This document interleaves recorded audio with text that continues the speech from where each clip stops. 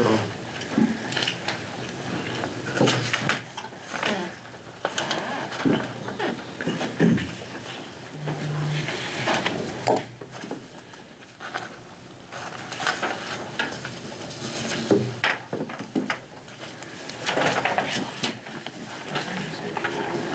You guys have a real tree down? She went to real tree. She doesn't. We're We neighbors. had one 2 years ago. Last year she won. This year we had an arm wrestle there. What is the date of the next meeting? December, I think. Yep, December 4th. December 4th. Thank you. All right, 6:30 on my watch. Yeah. Welcome to the Budget Committee. Calling the meeting to order. Approval of minutes. I make a motion to accept the October 23rd minutes as printed. I will second. Any discussion needed or any edits? All in favor? Aye. I make a motion to accept the minutes of November 13th as printed. Second. Any discussion? I have one change. Okay. Okay, you don't have the numbered, things. So it's a paragraph where it's underlined, Dave Beaufay made a motion. Yep. On the first page. Go 2 lines down, write 3 words. It says unavailable delays, and I think it's supposed to be unavoidable. Oh, yes. Oh, yeah. Good catch. Which makes them unavailable.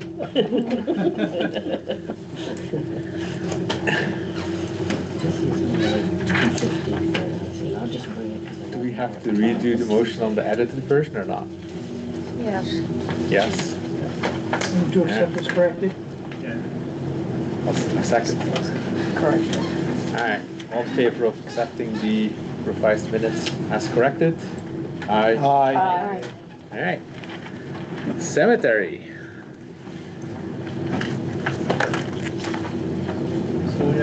Hello. Hi, Bridget. Hello. Hello. Can you hear us? All right. I can. Yep. All right. You have the floor. All right. Not. So you can see what we've gone through thus far this year. A little shift in budget stuff for next year. As you probably have already had conversations about some of the moves to a more like central line for supplies and stuff. I'm sure it has mentioned those things. I'm looking, it's pretty much the same. We've shifted kind of money from the special projects line into more appropriate line, which is cemetery repairs. We're working on the roads in Countryside and Lakeview, which have grown in a lot over the last few years. And to get those back, we did actually end up getting a piece of equipment this year. So you'll see the remaining amount of the budget. Those numbers are going to change some as the invoices get applied. And then next year there will be a bit more work, and there will be crushed stone material that's going to go down on those roads to help fix that problem as well. So that is that part of it, and we can actually, there'll be one other change that can go in here because I was able to speak with the person doing the tree work in Lock Haven, and they can actually do it this fall. He mentioned next week, so that'll be coming out of the special projects line that we have this year, and thus I won't need the money in it for next year. So we can actually make that change. So special projects is going to 0? Yep. Okay. Hey, Bridget, it's Dan. Quick question for you. Is the Memorial Park in this, or is that somewhere else? That is under, I believe, either grounds or Parks and Rec. Memorial Park is not under cemetery. Okay, thank you. No problem. Any other questions for Bridget? Nope. All right, thanks, Bridget. Thank you. Good night. All right, Have a good night. You too. You can stay if you want. land use. I assume that is planning and zoning, right? Yeah, it's planning and zoning, page 30 at the top, 39 at the bottom. The personnel increase is both Rob and 20% of Chantel's increase in there. So, as you guys know, she works for planning and zoning, building department, DPW, water sewer, health and welfare, wherever else we need her to work. DPW. She did payroll a couple times. If we kind of go down to highlight, I won't hit the things that are staying the same, but you'll see planning has some higher numbers. We have notes on the side. One of the things we did in the moving things together was it's always bugged me that planning and zoning was separate, even though they're separate boards. So those have been combined, especially for Rob's position. When he goes to training, he goes to training, yes. So meeting, hearings, records, we combined the two, and it's been a little bit more expensive with the unit taker. Lake monitoring, we increased so we could do just a little bit more water testing and help with Crystal Lake and Mascoma. And is that water testing, like water quality, and we're shipping out samples, or? It would be taking some samples and helping with some samples. Okay, and is there a plan to coordinate the work that would be done here with the folks at Mascoma and Crystal that are doing the overall Yeah, monitoring? we've been paying for the Mascoma for a long time, and there's been a little bit going to Crystal Lake, and then I've talked to the Clean organization that's been doing some testing on Bicknell Brook and stuff as well, and we'll definitely coordinate that so we're not duplicating efforts. We should definitely talk about that, and also talk about, please, the how the watershed management plan that's coming in will need consistent data from anybody that's doing it. Yeah. And I fear that that's not the case right now. Yeah. Well, we have their data, so yeah, we'll definitely be Okay. bringing whatever data we have forward. And no, I think it's important that we work together to get as much data on those lakes as possible, so we know where we stand. Great, thank you. With consistent data, do you mean everybody's doing it different and therefore it becomes apples and oranges? Yeah, so when they do a watershed management plan, any data they take in, they want to make sure that it's scientifically rigorous. Okay. And if it's not, the fear is that it can dilute all of your data. Okay. So, yeah, we need to make sure everybody's at the same standard. Okay. So can we assume that the people doing the testing have specific training, or are No, we we? can't, John, that's the problem. That's the problem. Yeah, then. yeah. Yeah. So, yeah, we gotta be careful. So like we don't take samples and send it out? We do, but the way in which you take samples is as yes. important almost as the lab. Yeah. Got it. What about George Pond? Or Spectacle Pond? We have not been doing, we actually haven't been doing much outside of Mascoma Lake. So we're starting to spread out a little bit. So this is separate water testing than what the lake would have been doing Yeah, for we the wanna- past 30 years. We want to help supplement, not, Well, you can Do it in supplement the- with that plan, which is a good plan, rather than Yeah, but inexperienced people. at the select board level, we talked about doing some specific sampling on like Bicknell Brook, maybe the Knox River, and start to try to find some source point pollution if there is any in those places. Right. And so we had talked about setting aside just a little bit of extra money to do some extra testing. Yeah, a lot of people feel that Knox Brook cries out for testing. It does. So we can definitely work on that and make sure that we have proper sampling done. Great, thank you. Where's that located? The Knox River flows down Right-hand side of, Enfield Center, down from Four George A. Lawn into Oh, this? Mascoma. By Bridget's house? yeah, So this is the It goes- concern? That's one of the concerns. So then would you test George Pond? That's what Nancy just asked. That's what I I think just asked about. you move your way up, or you take test samples and you can start to find, and you need to do it multiple times, So, but you okay, can start to find that, if it is, I think you start near Mascoma Lake, let's just use the Knox River, and if you test in that area a few times and you're not getting anything, there's really no reason to move up that river. You might go up and test George Pond. got it. But if we start there and we go, yeah, we're getting some high E. Right. coli or some other samples, we start moving up, you can start to pinpoint where it's entering the area, and you can start to find out what's causing it. Okay, so we have evidence that we have pollution getting into the lakes? We have some problems. I don't want to call them problems. We have some tests in the lake that show there's some of this in the lake. So trying to figure out where Where that it's source coming point's coming from. Okay. And then I agree, you have to be scientific or otherwise it's, You do, yeah. You can't just get a bunch of bottles and send people out. yeah. Oh, come on, Dave. You'd be surprised. You're either looking at the inlets or along the shoreline as you're, Right, but you can't send a bunch of bottles, like, Yeah. yeah. Okay, So who sorry does for the distraction. samples now, Ed? Who does the samples now? Does Mascoma Lake do their testing? I think they do theirs and we They help do pay this for through it. the and we DES do ours. program. We do ours So through they have some the experienced people University on of that New Hampshire. stone.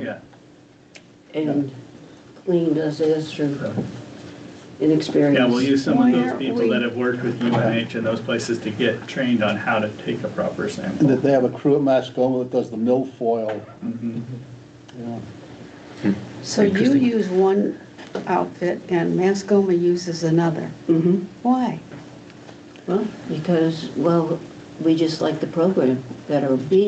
We test every week from May through the beginning of October. The program with DES, which state programs generally aren't as well, but is once a month. June, Yeah, and July, that's and August. That's more mandatory testing because we have a beach there, a public beach. All right. Alright. So anyway, we were increasing that to increase some testing throughout town. That dues went up a little bit, 92, 11, 29,000. The postage went up, but that's offset by revenue on the revenue side. It's really a butters notices and things that the people that apply for permits pay for. $300 for law books and references. The planning board wants physical copies of the planning manual that comes out every year. And then, as I said, you'll see zoning went to 0 because everything got moved up. So it's planning and zoning in one budget instead of 2. And that's just the difference between the 01 and the 02, right? Like everything is Yeah. 4191. Yeah.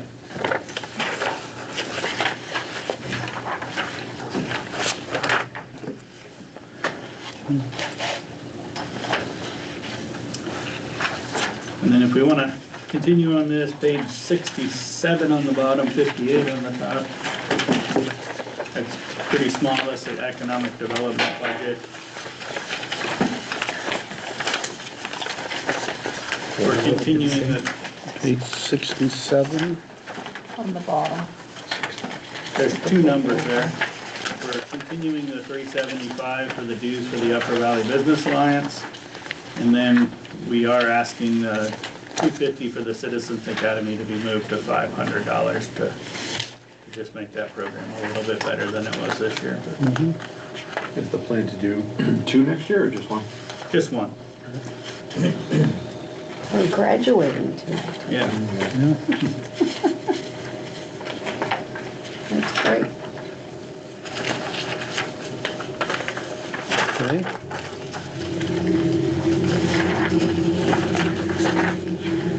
That's it for Lane.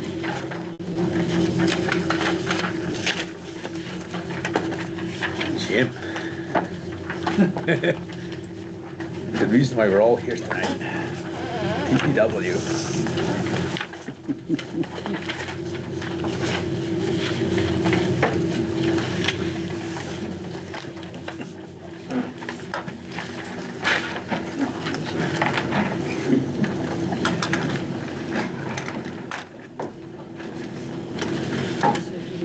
It's 4311, but it's on the screen. I was gonna start with 4194, 4194. the building one. What's the Is that one too? Let's move Mine says page 32 at the top. I only printed this one of the pages on another. I don't have anything on the bottom. No, that's the page we don't have. No, we don't have that page. Can I make copies for them? Sorry, classic. Okay, I'll put it here or something. Sorry about that. That's okay. I probably have it in here somewhere. Where's not? 331. Yeah. There's everything in the page, right? What is that? What? That's all the papers from all Yeah. the meetings. And then once we've gone through all the departments, then I go collect all this unique information along with the Excel sheet. You put it together. And then I use that in the PowerPoint presentation. I gotta have a source, right? Yeah. Did you get home? Pardon me? Did you go home tonight? I have. How much do I owe you? There's a little piece of I saw paper in there.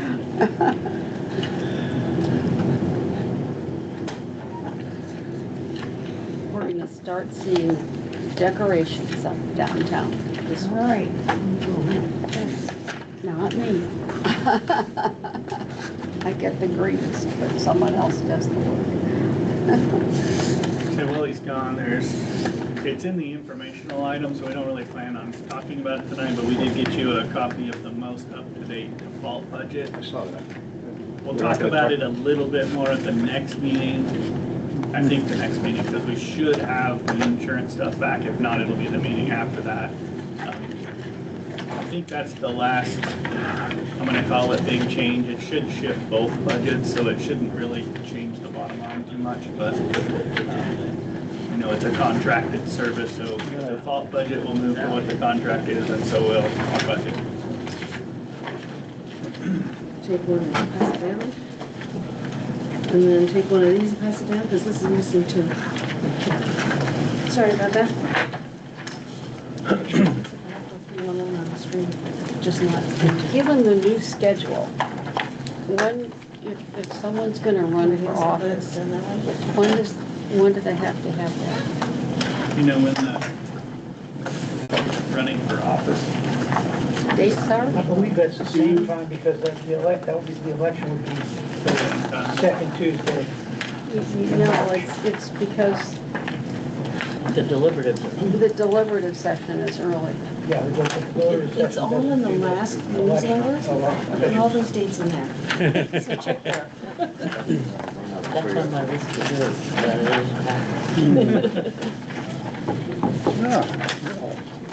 is Okay, so I'm gonna start on 4194, which is the town buildings, general government buildings line, or budget, I should say.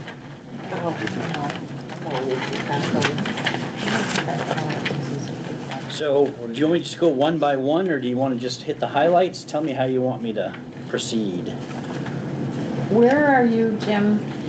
On page 32 Oh, and on 014194. It's not in the packet you had, we just passed it on. Just passed I just gave it to you. 2 new packets. So I only got this one. I gave you 2. When I get it again.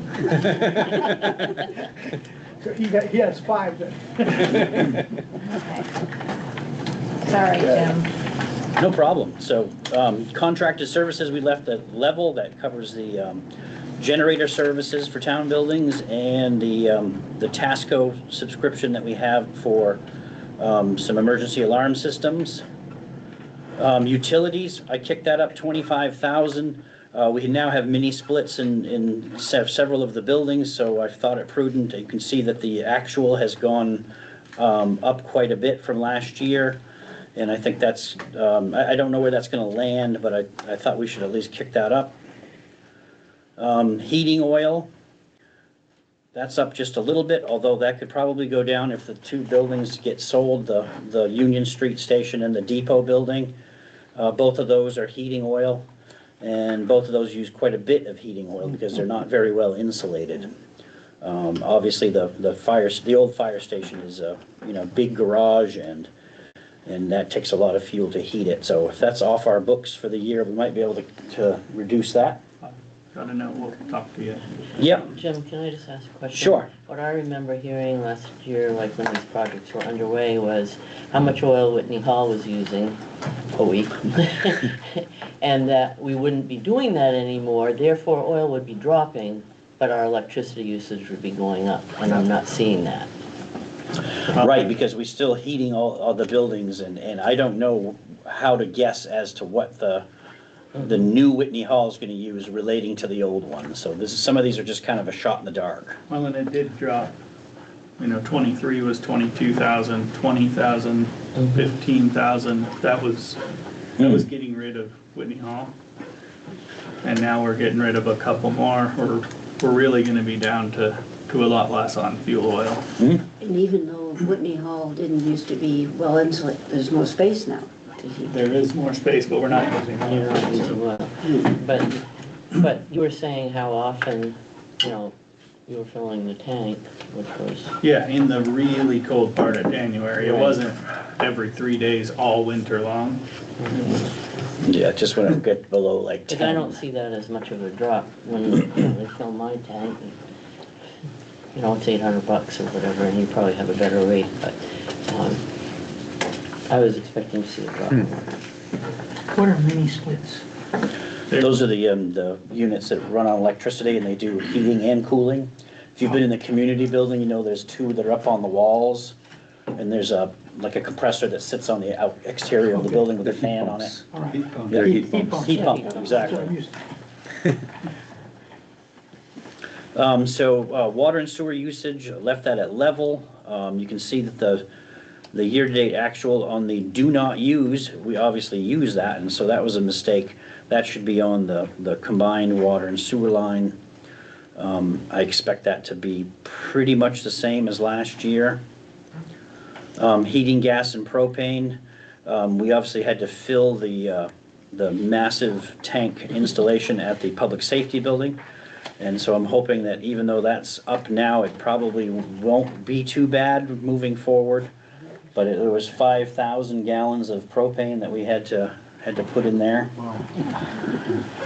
So, how much do they expect the building to use a year? I have no idea. Not that much.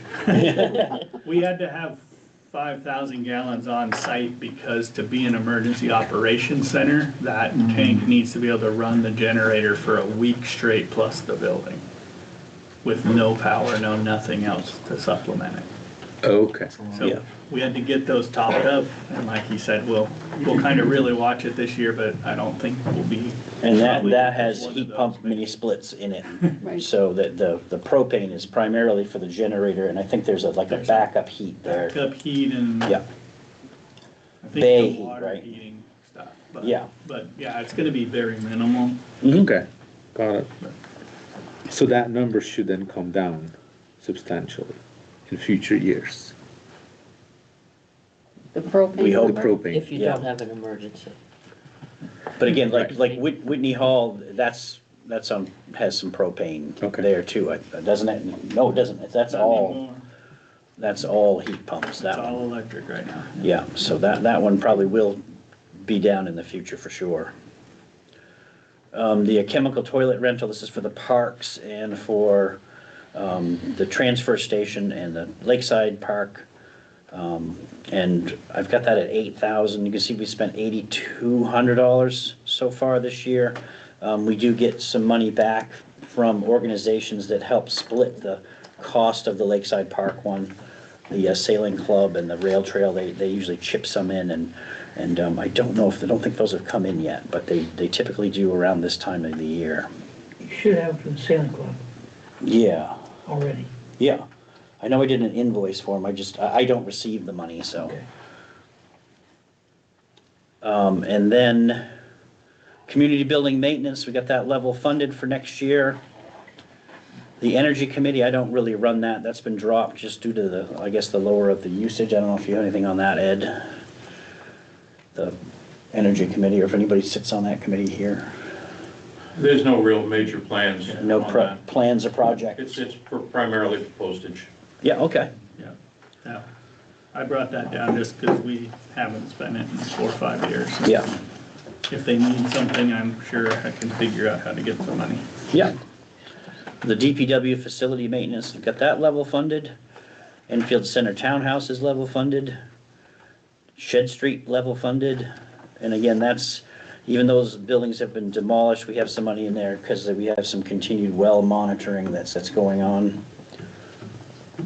How long will it take to get past the brownfield? If you Do we can have any figure that idea? out, let me. Yeah, that's a $1 million question. It's called DES. Yeah. Yeah, and speaking of DES, the reservoir and dams, we've had to increase that because they've doubled the state.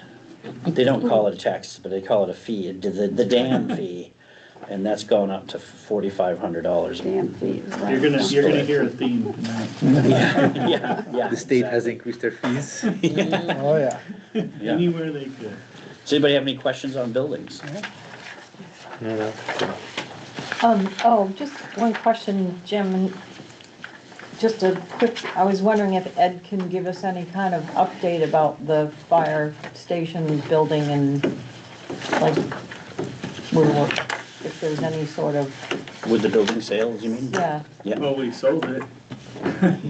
Oh, that's what I'm asking. Yeah, they're in their due diligence period, so Okay, they offered, well, we put it on the market for $399. They offered $269, somewhere in there. We counter negotiate with them and we sold it. We sold a sale agreement for $325. oh, okay. That shed, And they're in due diligence phase right now. They No, have 30 That's the fire days. station. Fire station. They have 30 days to look into it and figure out if they want to back out or not. Okay, thanks. Any idea what they're gonna do with it? Yeah, they're gonna put some housing in there, I think 3 or 4 units, don't quote me on that, in the Bay Area. And then the proposal was to use the offices and then build and wrap around the back with an artisan retail place that opens to the street and to the rail trail behind it. The pictures look nice. Yeah, pictures look very nice of what they're planning. Okay. And the ambulance building, that's on the market too? We're in negotiations right now. Okay. Great. And then any proceeds from that goes to the undesignated, right? Is that how it works? Yeah, it'll end up falling to undesignated and the Okay. budget committee can make recommendations. I think the select board had some discussions of whether that should Okay. go to CIP or should it stay in fund balance or where it should go. Okay. Some other thoughts were, we're gonna have to do a little bit of work to the police building, to get it up and useful if we decide to use it. Maybe some of that money can go to offset that cost.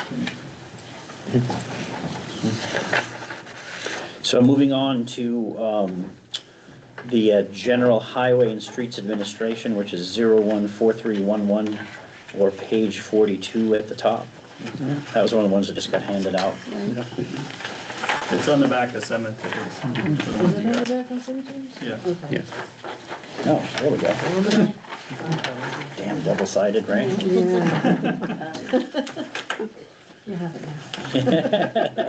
it's on the screen. So I don't know if Ed wants to comment on the salary lines. We don't have any changes in staff proposed for this year. We are currently at full staff, which is a great situation for us going in. Usually we lose guys this time of year, so I hope we don't lose anybody between now and the first snow, but it's a famous time for people to say, you know what, I'm not plowing this winter, I'm done, so. So I went through that some when we did compensation. We can review it again if we need to, but this is, we did the little rolling compensation study on DPW. And what came back was we were pretty close, but there's quite a few guys that ended up getting the 3.2% plus like 1 to a little over 1 to bring them up to where they needed. One of the positions that was down quite a bit was Jim's position, and he is quite a bit below Elisa and where Roy is, which I think department head should be. And then looking at the compensation study, just tried to kind of find something in there to budget towards. And then so overtime, I kicked that up a couple $2,500 just because of the last few years of usage. I might consider dropping that down 2,500 back to level funding. Given the fact that we have a full staff, that helps the overtime line. I don't know, we can talk about that, Ed, maybe at some point. The survey and engineering, that's in there for any wetlands permitting and or engineering that we might need during the year. We haven't had any this year. We had anticipated we were gonna have to get some done for a culvert on Crystal Lake that we thought were gonna have to be in the water, but we had an engineer look at it, and he gave us a couple ideas, and we were able to repair it without getting into the water and having to get an expensive wetlands permit. So that was a big win for us this year. Telephone and communications, I don't know if Lisa, you want to comment on the moving of some of these line items from one place to another. I think We're used to it. we had talked about Consolidating. about doing that. Maybe you guys have already heard this. I don't know. Yeah. You have, Yeah. okay, good. Yeah. I won't get into that. It's perfect. New hire, we haven't been requiring physicals, but again, I think we're gonna start doing that moving forward. For people that come on, just to be sure that they're, up to the physical task that we need of DPW workers. Do we pay the renewal costs for people's CDLs? Is there what now? Do we pay the renewal costs for CDLs? No, we have not paid for any of that. Once in a while, we'll pay for a medical card, but they're not required by the town at the moment, so. How often do they have to renew the CDL? CDL, it's the same as your regular license, yeah. The town doesn't require a DOT physical or medical card? It's not required for Yeah. municipalities, right. That's scary. I think there's a That's couple scary. of towns that do it, but That's scary. yeah, I mean, typically they, I think the reason for that is that they figure the highway is local. They're not out on the road or New York State and are typically driving trucks that are not tractor trailers and that kind of stuff. Is there an hours of service limit? We don't have one for the town, no. Again, municipal's exempt because, they want to get the roads Is the plowed. municipality also exempt from random drug testing?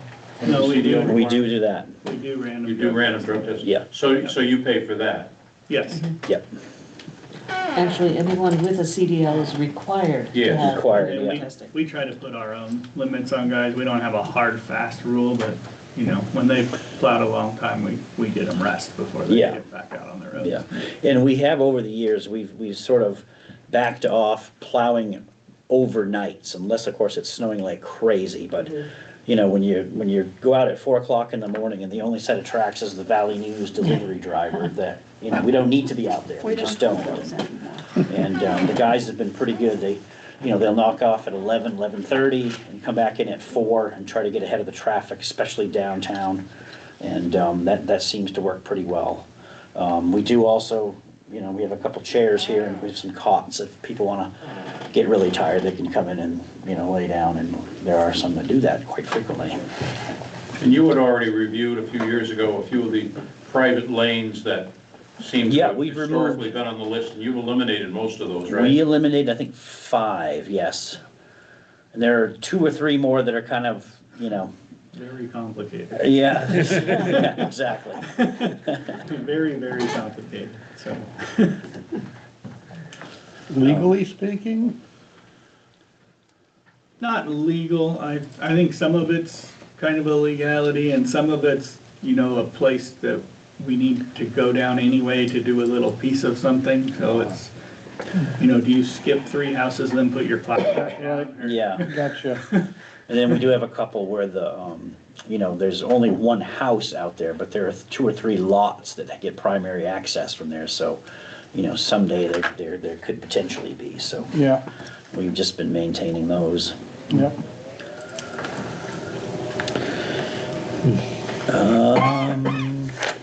We've had a couple that have been moved.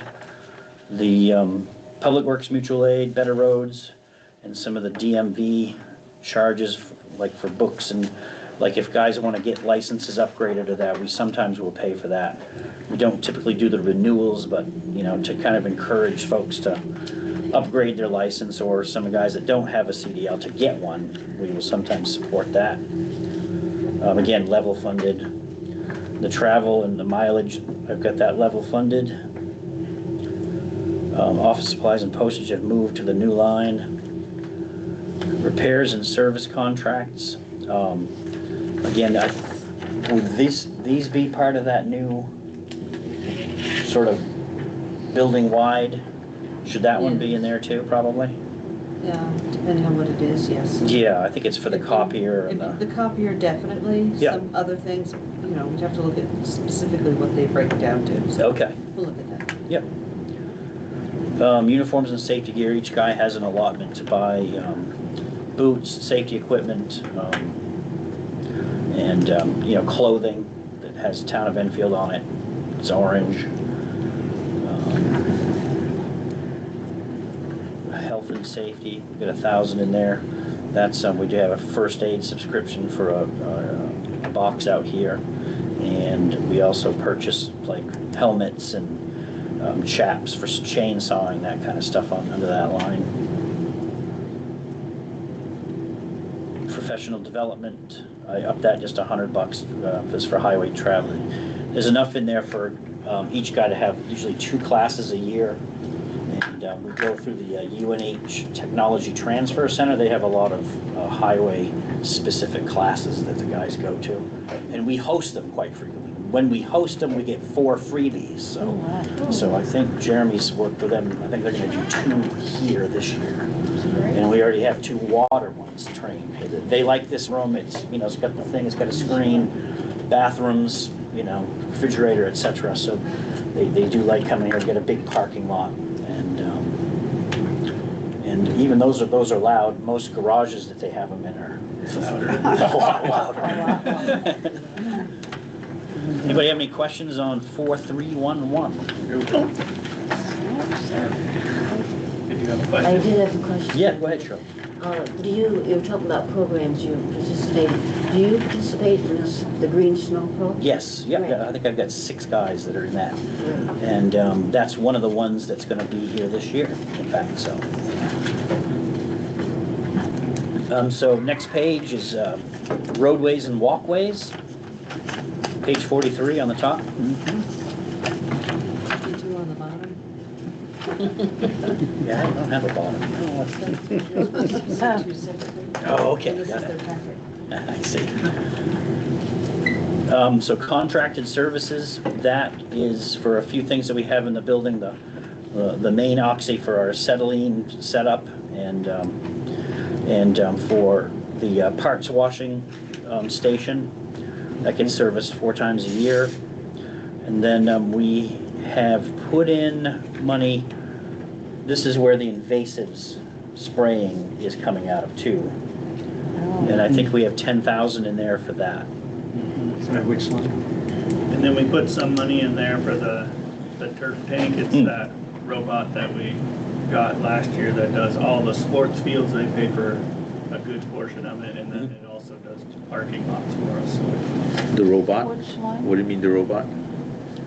We have a 115. of a cool little robot that we can, He's very excited. we did all of Whitney Hall with it. You can just, it shows Google Earth and you can slide parking spaces to where you want them in the parking lot, and then it paints them in a fraction of the time. Oh, It does fields as well. Yeah. Interesting. Good soccer. How fun. Yeah. It did a regulation soccer field when we tried it on Shaker Ball Field in less than 20 minutes. Oh, Yeah. the measurements are Yeah. accurate. Do you know that I used to go out there with a Oh, tape yeah. measure Yes. and try to make it square? Yeah. Todd, No, you can't borrow. say Todd this year during the Jamboree made some fields and then midday painted a different field over it for the kids to play in a different color. He could switch right in between games. So it's gonna be a huge time saver for those. We've looked at them for a while, but they came out last year with, hey, they now do parking lots too. And we said, okay, now's time. Accurate. Accurate, it goes right back over it. So the one thing we thought is, you know, in the spring, we could do it all again. We can just boom, and it's bright white, brand new paint. That's great. And then the program that did it is in there, so. It can Yeah, be we don't have, operated. we don't have to reprogram. You don't have to lay it out again. Program. Wow. That's great. All right, good. So we will start, and you may have seen it, this was the first year we did lines at the Shaker Ball Field. Well, I was thinking like, oh my God, somebody went through the Somebody- effort to go I paint thought all that those too. by hand? But it's nice, it doesn't fit more people. He sat in his car while it ran around. You fit more people, we're gonna do it in Blacksmith Alley down there, behind where the town owns. We're putting some 3-hour parking, we're gonna line that. Oh, yay. It's gravel, but we can go in there 2-3 times a year in 5 minutes or 10 minutes and paint the whole thing. Well, if it's hard pack, it doesn't move much. It doesn't move a lot. Yeah, but- so. So I think it'll be a great thing for the town, but there is some cost to it. How big is this? Yeah, but when you think about the man It's hours, about- someone doing it. So big, and then it comes with a little, I call it a satellite beacon, but it's a little pole that needs to go in the same spot, so we can designate a spot where to put it. And then it uses, I think last time we did Whitney Hall, it hooked to 32 satellites in Wow. the parking lot. So Well, fun. I want to Pretty see neat. town. Pretty neat You could sell little. tickets to doing it. Yeah. Let us know when you're using it. Yeah. It does really, I don't want to go too long on this, but it does really cool things. In baseball season, they said they did it and a college came to them, so they programmed it in for us, and it'll do like a skinny infield line, Yeah. so you can edge the sides of the field. Dear. And so it'll paint all the lines you need to cut to make your ball field perfect. Wow. Do area towns have it? No, You can probably rent it. I don't think Lebanon has one. I know they looked at it, but I think Mascoma hires someone that uses one for the fields over Yeah. there, but they don't own one, I don't think. It goes to Florida in the winter. All right, So gasoline, I've dropped that a little bit, primarily due to price, not usage necessarily. You can see the last few years of usage have been pretty consistent.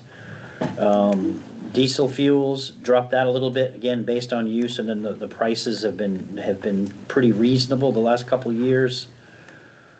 Vehicles, equipments, and maintenance, that's, got that level funded. I kicked up the pavement maintenance thing, that's the one that we use for, doing the overlays and the crack sealing and so forth.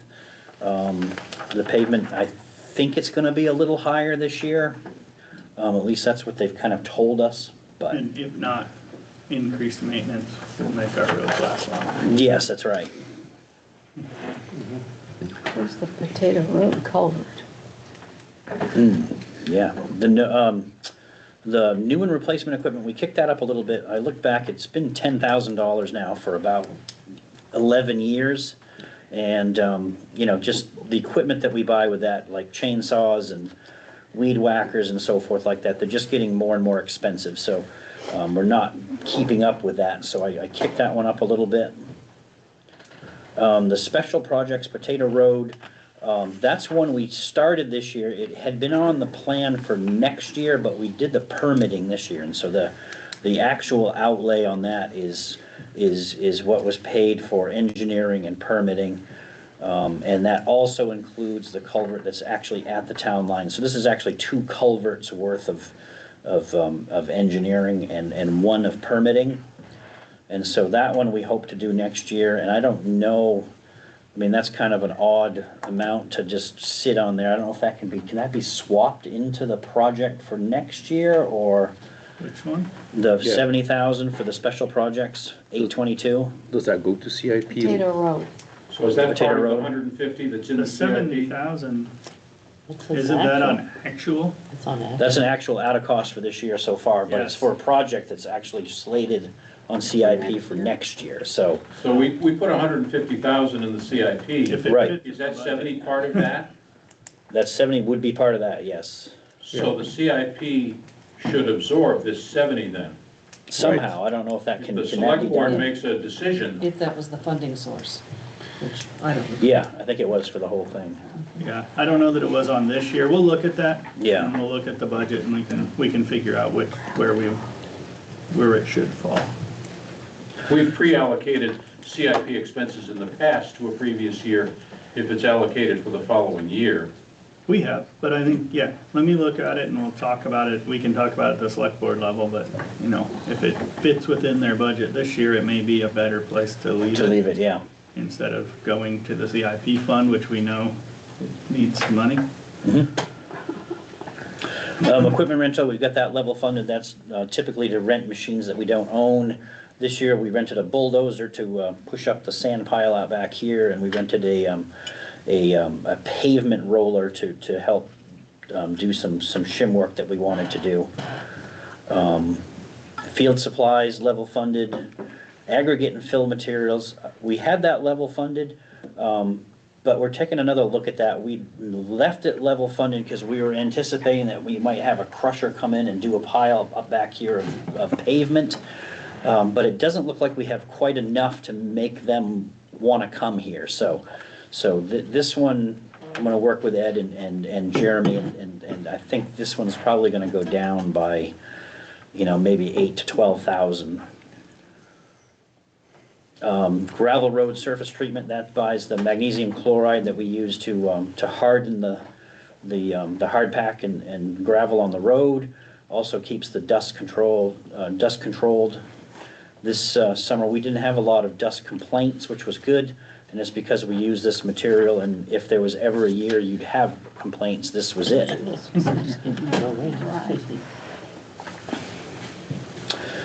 Public works and maintenance, I moved that up. Again, the cost of culverts and things just keeps going up, up, up. For some reason, plastic culverts are just insanely expensive and they just keep getting so. I think they're at 2.5 times what they were, you know, pre-COVID. And that's a lot in 4 years to go up, but that's what we're seeing. Signs and markings, the price per foot of line striping is going up, and we've added a couple of streets to that over the last couple of years. And then signs, we got some road signs that need to be replaced. We had a good catalog upstairs of replacement signs, and that's down to just about nothing. So we'd like to, you know, order some street name signs. The frat boys up at Dartmouth are stealing signs and giving them to their girlfriends and things, and so keeping Jones Hill is just about impossible for some reason. And we're doing the Main Street project. Yes, that's right. That's the other one that's in there. What's that? Vegetative maintenance, we had dropped that a little bit. The 13,000 is a little bit misleading. Part of that was to buy a piece of equipment that we bought for our boom mower. It's a blade that we will use to do some limbing and trim work and tree work along roadsides. We've been using that this week, and it actually works pretty darn well.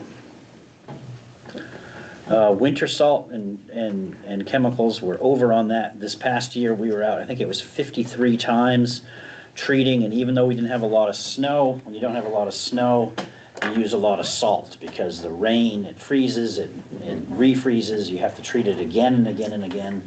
I think there was one night where we retreated the road, I think 5 times, and so in like 14 hours, and when you're doing that, you can't put out enough salt because the rain washes it off the street. So Is the brine, machine gonna help that? It should, but the brine will not help on freezing rain nights, because the rain will just dilute it too quickly. It really needs to be at the correct percentage to be effective. And so the solid is much better in those situations, although nothing's great when it's, you know, getting those freezing rain nights. And then finally, winter sand. I had put that as level funded. This is another one that I expect we're gonna reduce by at least 10,000. When we rented the bulldozer and started pushing up the sand that was out back here, that we thought the pile was just about gone. If you look at the pile, this looks like Mount Suribachi again. So I think we have, you know, enough yardage there to probably take care of all of this winter and probably half of next. So I don't expect we're gonna have to buy a lot of winter sand, or as much winter sand this coming season. Anybody have any questions on roadways? Walkways, whatever?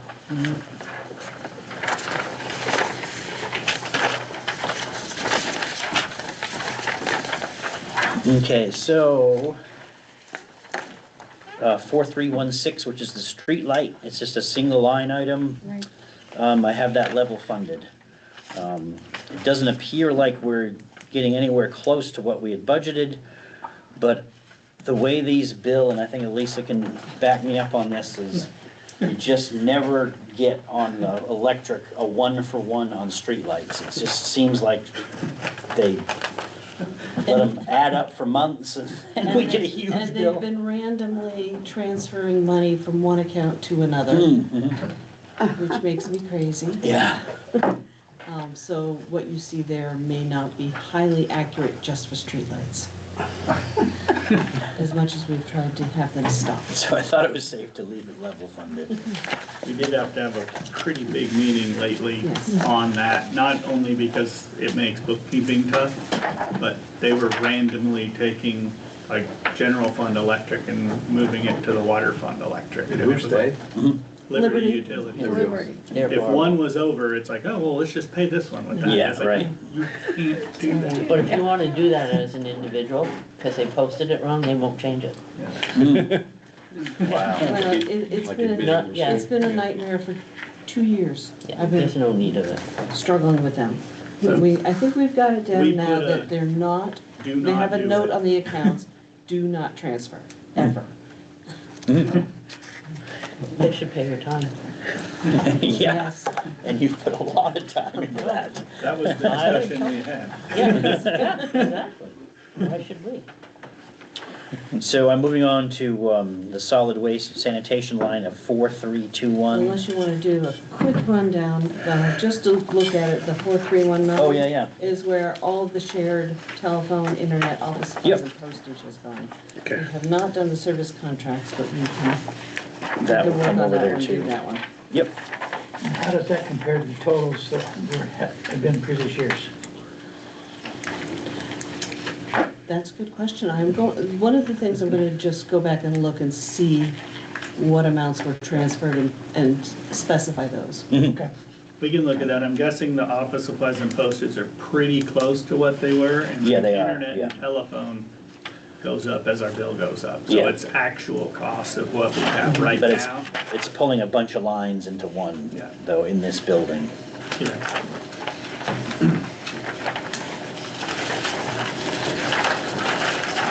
Okay, so solid waste personnel, again, we're sort of have the same staff there. We're not anticipating any new hours or anything like that. The overtime line has been low this year because the guys have been pretty steady. That changed. Adam Sousa destroyed his wrist and hand 2 weekends ago, and so he's gonna be out for 4 weeks. So we're gonna have to cover that with DPW staff on overtime, so that Do will it on probably. the job, Jim? What's that? Did he do it on the job? No, he did not do it on the job. No, he was repairing a brakes on somebody's car and gave it his all and lost his balance and slammed into some piece of metal and just doubled it under, so. So overtime, we dropped the dues a little bit based on what NRRA has given us for their anticipated. Travel, we don't do a lot of traveling. Most of the stuff we can do online nowadays on the training and so forth. Postage, we do very infrequent mailings for that. Uniforms and safety gear is up just a little bit to give the guys enough to get some sort of safety clothing and that kind of thing. They can burn up a lot of clothing at the transfer station, as you can imagine. Pretty high this year so far. Yeah, so that was I got to look up what that exactly is. I think that was for some piece of equipment that we had to have. I can't remember if it was an eye wash station or something like that, but I can get an answer on that for you, why that one's a little bit higher than it has been.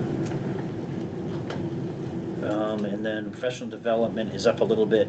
I'm up to 5 licensees for the transfer station. We have only had 3 in the past, so we're in pretty good shape that way. One of the new hires that we'd gone to Lebanon, but he's back. He had kept his solid waste license when he was at Lebanon that he had gotten here, and he still has it, so we support the renewals of those. Any questions on the sanitation admin? Move on to solid waste collection. So the top one's the big one. That's the Casella contract. That's to pick up the curbside trash and recycling, and they have a contracted escalator in the contract, and that's what this number does. It hits for half of the year. They usually raise the rate July 1st for that. How long does our contract go, Jim? I think we have 3 more years. I think it's 2028 is when it expires. 10,000 a year. It goes up. I think it's like 2.5% or whatever the solid waste CPI equivalent is. Okay. Yeah. At what point do we start looking at new contracts? How many years out before we start? I think we do it at least a year out, wouldn't you think? We do it, yeah, kind of coming into the year that we do it on. I think we did it about a year. Yeah. And they wanted to raise the rates right away, and we talked them into getting through the budget year and moving on. Yeah. Yeah. Not that there's many options. Right. Well, I guess my next question is, yeah, how many There's that options? many options. Zero. There's one. There's nobody besides Casella? Pretty Not much. really, Yeah, no. not pretty much in New England. No, that they can do the whole time. We can put something out and see what we got, but Yeah. the few that are around here that I know of that are trash haulers, Yeah. they don't really have enough backup trucks or backup people to be reliable. If they had a truck go down, you wouldn't get your trash Good back. business. They might be able to handle Orange or Dorchester, but Yeah. we're just a little bit too much.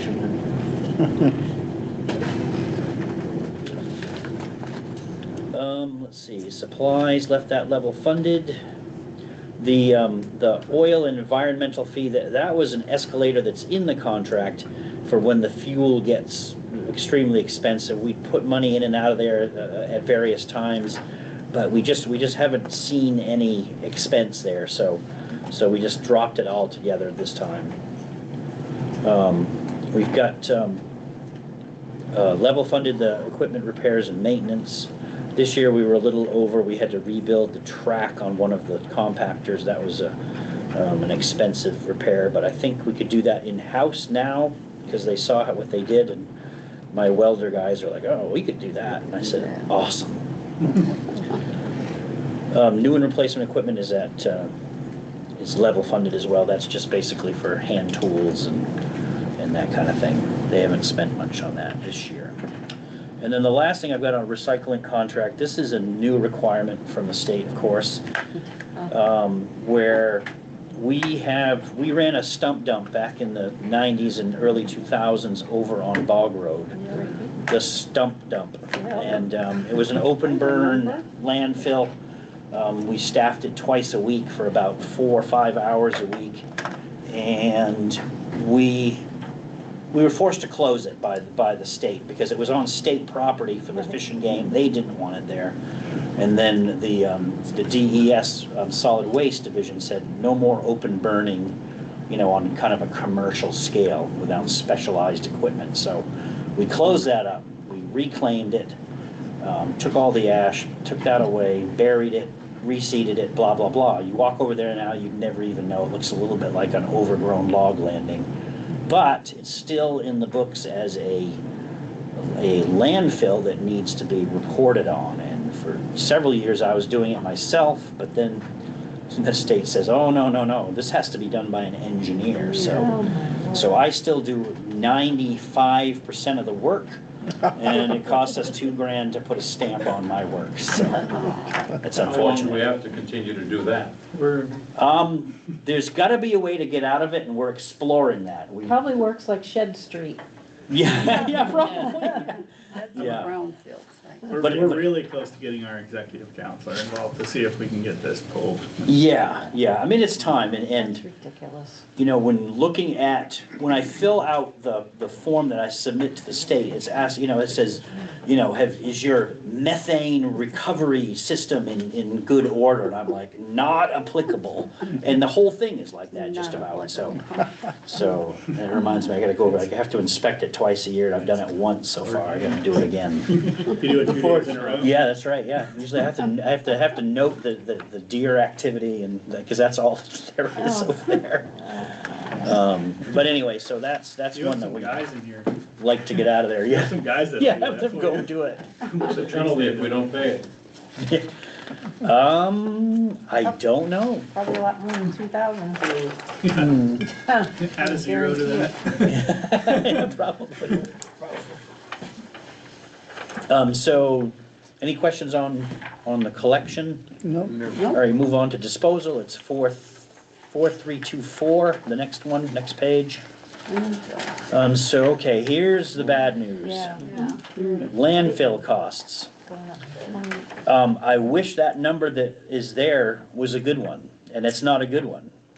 I heard today from the Lebanon DPW that the landfill fees are not going up 15%, they're going up 28%. Yeah. And the 15%, that was Lebanon. They've been trying to kind of recover the fact that they didn't raise the rates for 15 years, starting in like 2004 and going through like 2019. So they're trying to kind of get themselves back on track. But this year they've been hit with state of New Hampshire surcharges.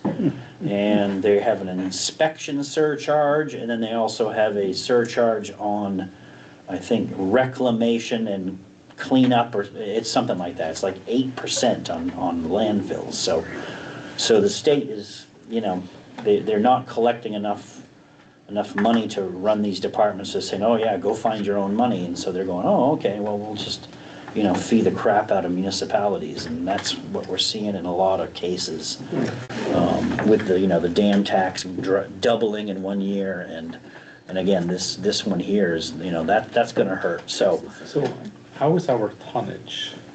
So tonnage, we typically do about 1,450 tons a year. Like, is that stable or is that increasing? That's been pretty consistent, within 100 either way. Okay. And so, so if you multiply that out, that number really needs to be about 230,000, not 200,000. And so that was some bad news today. And so we're really gonna have to maybe double down on trying to get after people about trying to, reduce some of the tonnage in any way possible. This project that we have going on, looking at solid waste in our plan, Gene's on that task force.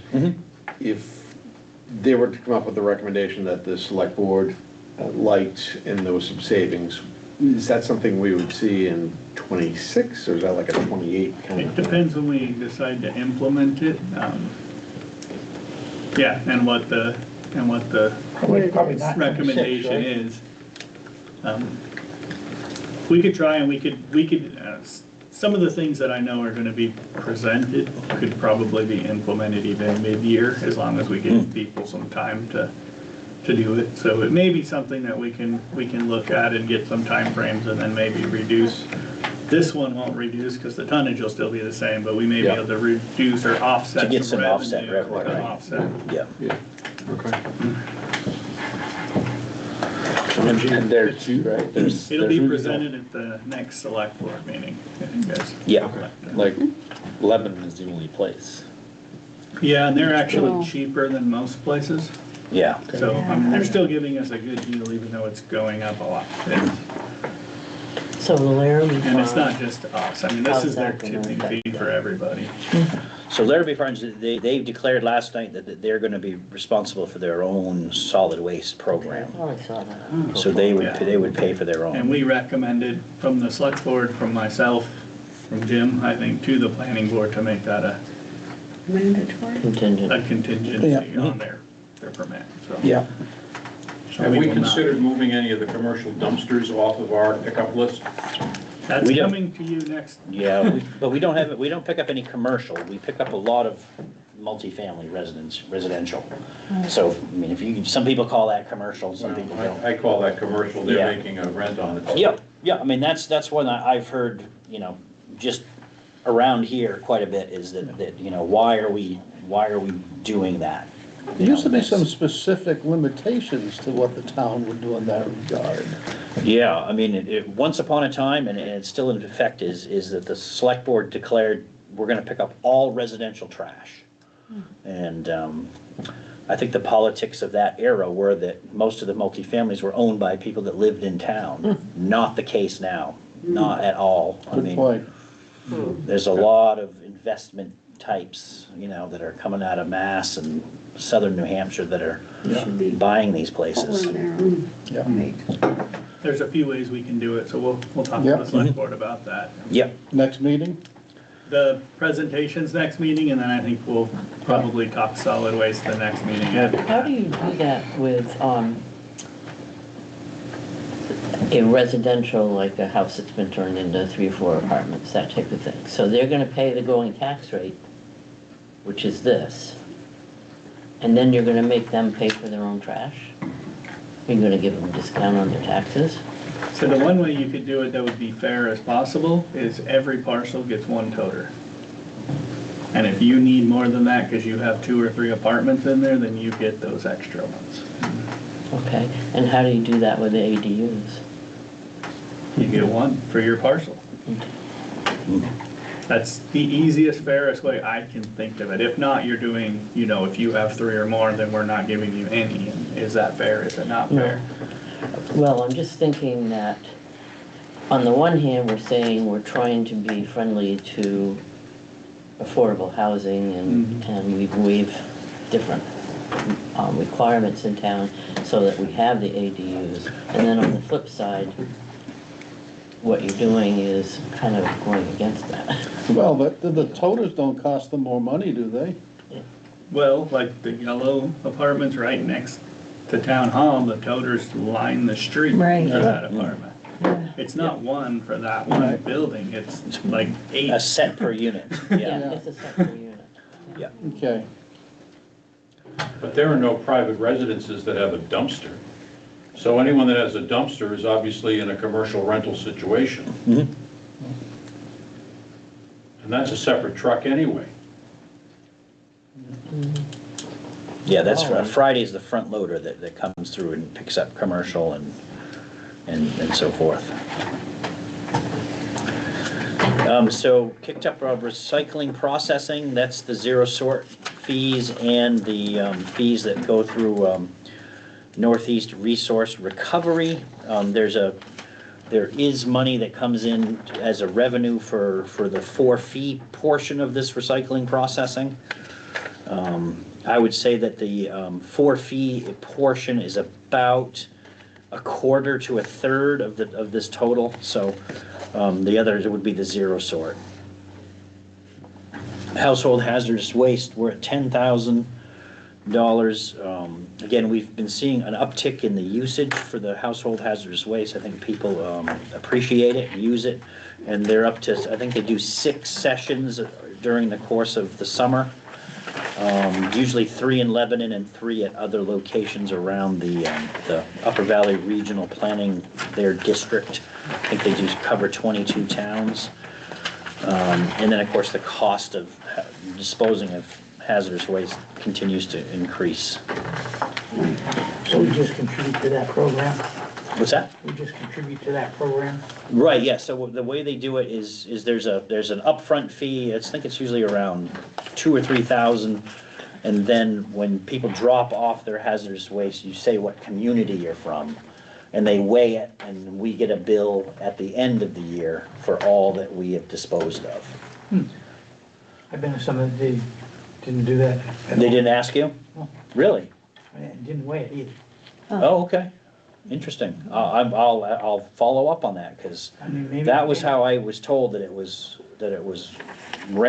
that's how they parceled it out. Maybe they weren't liquid, they might have been electronics that somehow, Yeah. I don't know. So you went to like one of the Lebanon ones, or did you go to the The one Sunapee, It was or? White River, Okay, we don't do Oh, White River. yeah. That's a different one. they took it from us, huh? Okay. Keep doing, keep Go to White River. There, Jim, that's. We gotta get that in the PowerPoint. That's right. We're gonna start assigning everybody a different community that you're Yeah. from. when you go to that. Yeah, right. You know, I think that was a very good decision last year to form this committee to look at our solid waste. It's $750,000 here. Yeah. So I think that was a real good decision, and we should listen, I'm sure the select board will, but listen very closely to what, they recommend and see what we can do.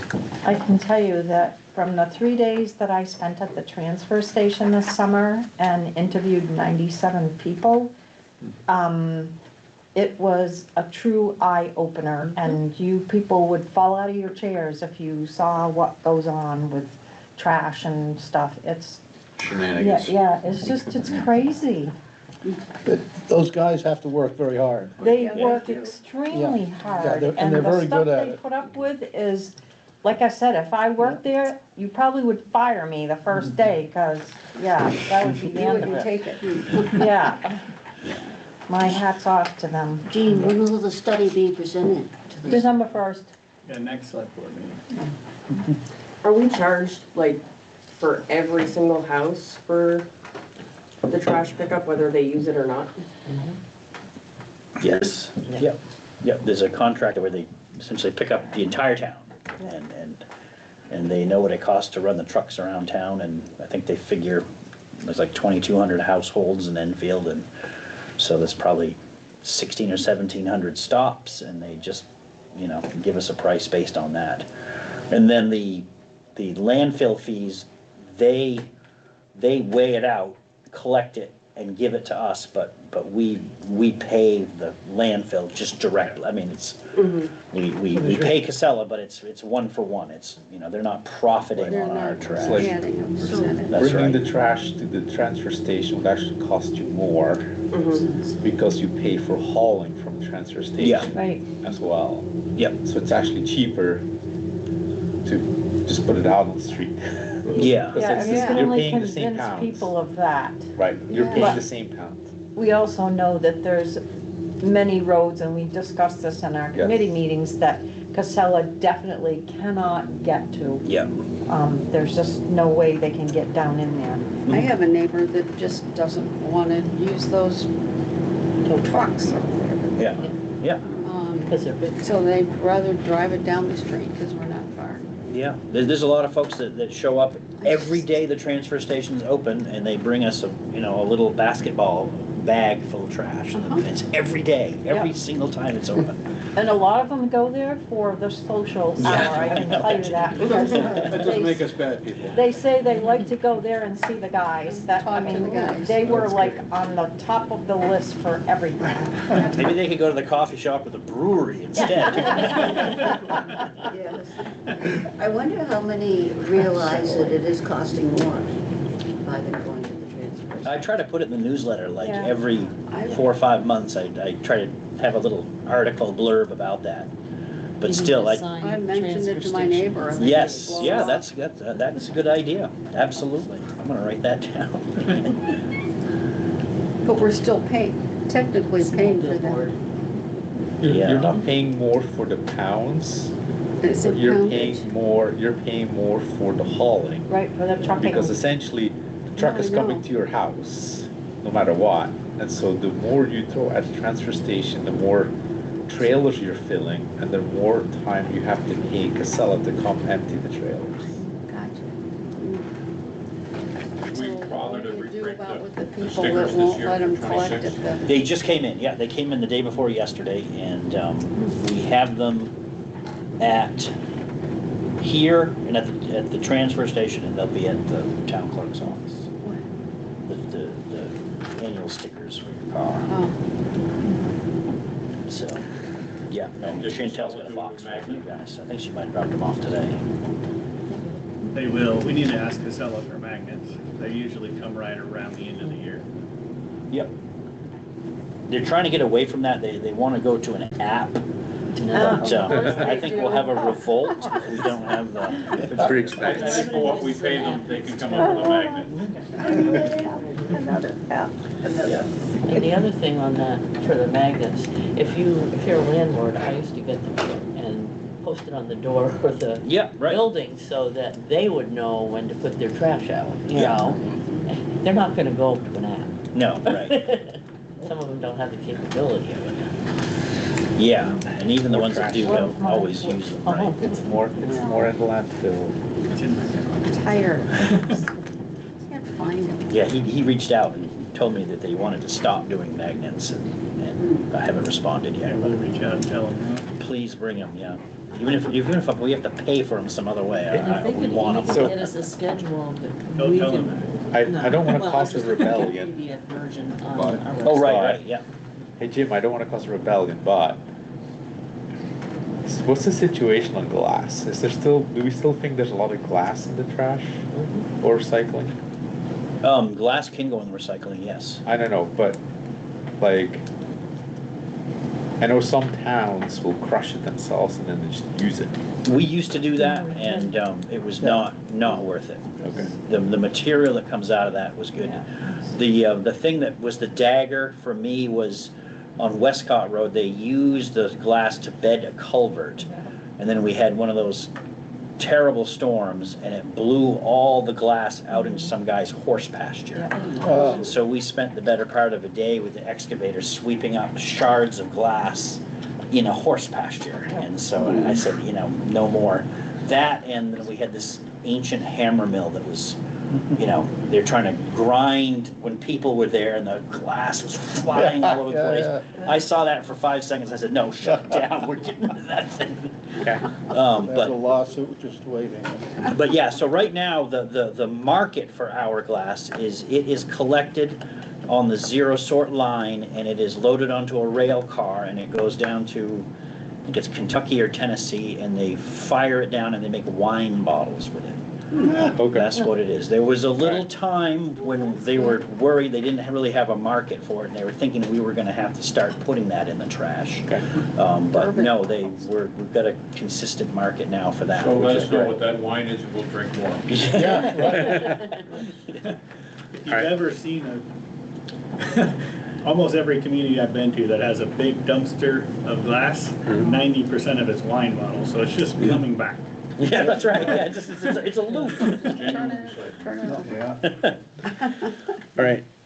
So I'm moving on to patriotic purposes, which is 4583, page 55 on the top, or All right, 64 on the bottom. they're coming together. 64. So this is a quick and easy one. The 250 is what Bridget uses for to put the cemetery flags on veterans and Countryside and Lakeview and around town. And then we've got 500 in there for flags that are for the poles at our various facilities and for the street flags. And Ed had talked about possibly renewing those maybe every year. And we gotta have more than 500 in there if we're gonna do that. I think it's gonna be closer to 800. Some of the downtown flags are looking rather, Yeah, I'd like to do them every year right around Memorial Day and have nice I flags. have nice ones put out. And I would fully support that. yeah, so maybe you could add pull it up. $300 to that. And then, just for your notes, there's a whole bunch of flags at the police department on the shelf. Oh, there is? Brand new ones. Really? Yeah. Whose flags are those? I think they were the ones for the front of the police station. Oh, I'm okay. not sure, but we can. So they had what, 50 years worth of them? They have a lot. So it might not have to go up, huh? Well, right, yeah, I mean, if those are available, we'll Look take and them. see what they are and we'll. Yeah, yep. Any questions on patriotic? No. Okay, so moving on to the water system. So What page are you on now? I'm on 69 on the top. 78 on the bottom. So legal expense, I think this amount is just a placeholder, just It's mostly just a placeholder in case we've had a few in the last couple of years where we have a legal advice for the water system or sewer system. yeah. For a long time, that was just getting put in the general fund, but since these are their own funds, they should pay their own way. So personnel administration, I don't know much about this one. It's separate from the regular benefits section of the town because again, water and sewer is its own enterprise. So those numbers reflect the water system labor percentages for benefits, right? Is that? Yes. Yeah, why is health insurance like so low? Because we had one of the two people opt out, and then that will change. That's a placeholder. The raise was not as the 10% that we thought it was, and we're waiting to see what people opt into or Yeah, don't opt into. So that will change whether it goes up or down. We have, yes. So essentially the health insurance numbers will be actuals. Yeah, as soon as we get everybody signed up, we'll change them to actuals. On the general fund side, I'm gonna add a little bit of a buffer because we have other things that happen there, but not a lot. It's Okay. gonna come down from what's in the budget right now. Okay, waterfront administration, 4331, next page. Basically the same labor footprint, I guess you'd say, the same FTEs with a percentage of my time and a percentage of Ed's time that goes towards that. The overtime, we left that level funded. That covers basically highway and overtime for like water breaks or that sort of thing. Going back to salaries for a second, Jim, I get you and Ed, what's the 60% WS? That's a water and sewer operator, so the 60% goes to the water and 40 goes to sewer. Gotcha, thank you. And then, well, the phone line, so this enterprise has all of the building specific things because it's its own enterprise, so you see the phones in there and the supplies and the office supplies, that sort of thing are all in here. So telemetry and SCADA, that's the system that we have on each pump station that we can monitor remotely and access water pumps and turn things on and off, see what's going on. That's going up a little bit this year. DigSafe, that's just our portion of the DigSafe program when either we or others dig in the water district. It notifies us so we can go out and mark our infrastructure so it doesn't get smashed into pieces. Internet, that's down a little bit, and I think that's just a portion of our Hub 66 piece is a little bit less. The dues has gone up like $100. There's 3 or 4 different organizations that we are members of. They all hold training sessions and give discounts on services and so forth. Travel, we kicked it up a little bit so we can attend they moved the water training that we used to have at Sunapee is now in Henniker, so that adds a few more miles to us to get there. This year, it was very high because our lead operator, he went to classes in Manchester to get his grade 2 operator license. And we want to encourage that kind of thing. Office supplies, we level funded. Postage, we dropped a little bit, but I think that was dumb because I didn't realize we were gonna be doing lead service line inventory mailings and McConnell uranium mailings, so that's gonna probably may have to go up a couple dollars. We're working on those right now. While we're on that McConnell well for a second, if Laramie Farms decides the right thing to do is drill their own wells, and then we're left with a McConnell well, which we know needs a $200,000 filtration system. Have we budgeted for that in CIP or anywhere? No, not yet, because we don't have the number yet. That number was thrown out, but we don't know what that's gonna really be yet. There's an engineering outfit that works with that system, and they're working to get us a number for that.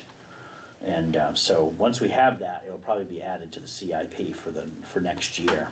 So would we be wise to put a number in? And 200,000 might not be the right number, but if it's within 20% high or low. Yeah, it probably would be. Would it make sense, and has that been discussed, and am I just? It hasn't been discussed, but I think it's something to talk about. Well, I yeah, I don't mean, think all we this need to post. add it in this year's CIP plan. Yeah. 'Cause I think next year when we come in, we can put it where we think we'll realistically be able to afford to pay for it.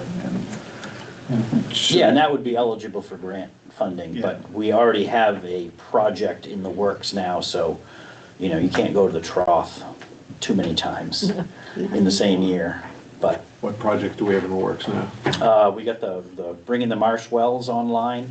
That'll be done next year, and then replacing 1903 lines on 4th Street, Stevens, Wells, Shed, and May Street will get new water lines. That's where we're having most of our difficulty with breaks and that's where we're getting cash from grants at this point? Correct, yeah. So you're saying you can't put too many grants in? Right, exactly. We can, and we should look at it. That one should be strategic too, because that one just screams congressional direct spending, that the federal government might jump on something like that. The McConnell well. Yeah. Yeah. So I think we look at it and, you know, not that I wouldn't love to have it online right now, but, you know. And the secondary thought on that would be an SRF? Yeah. We'll look at it. That's one, yeah.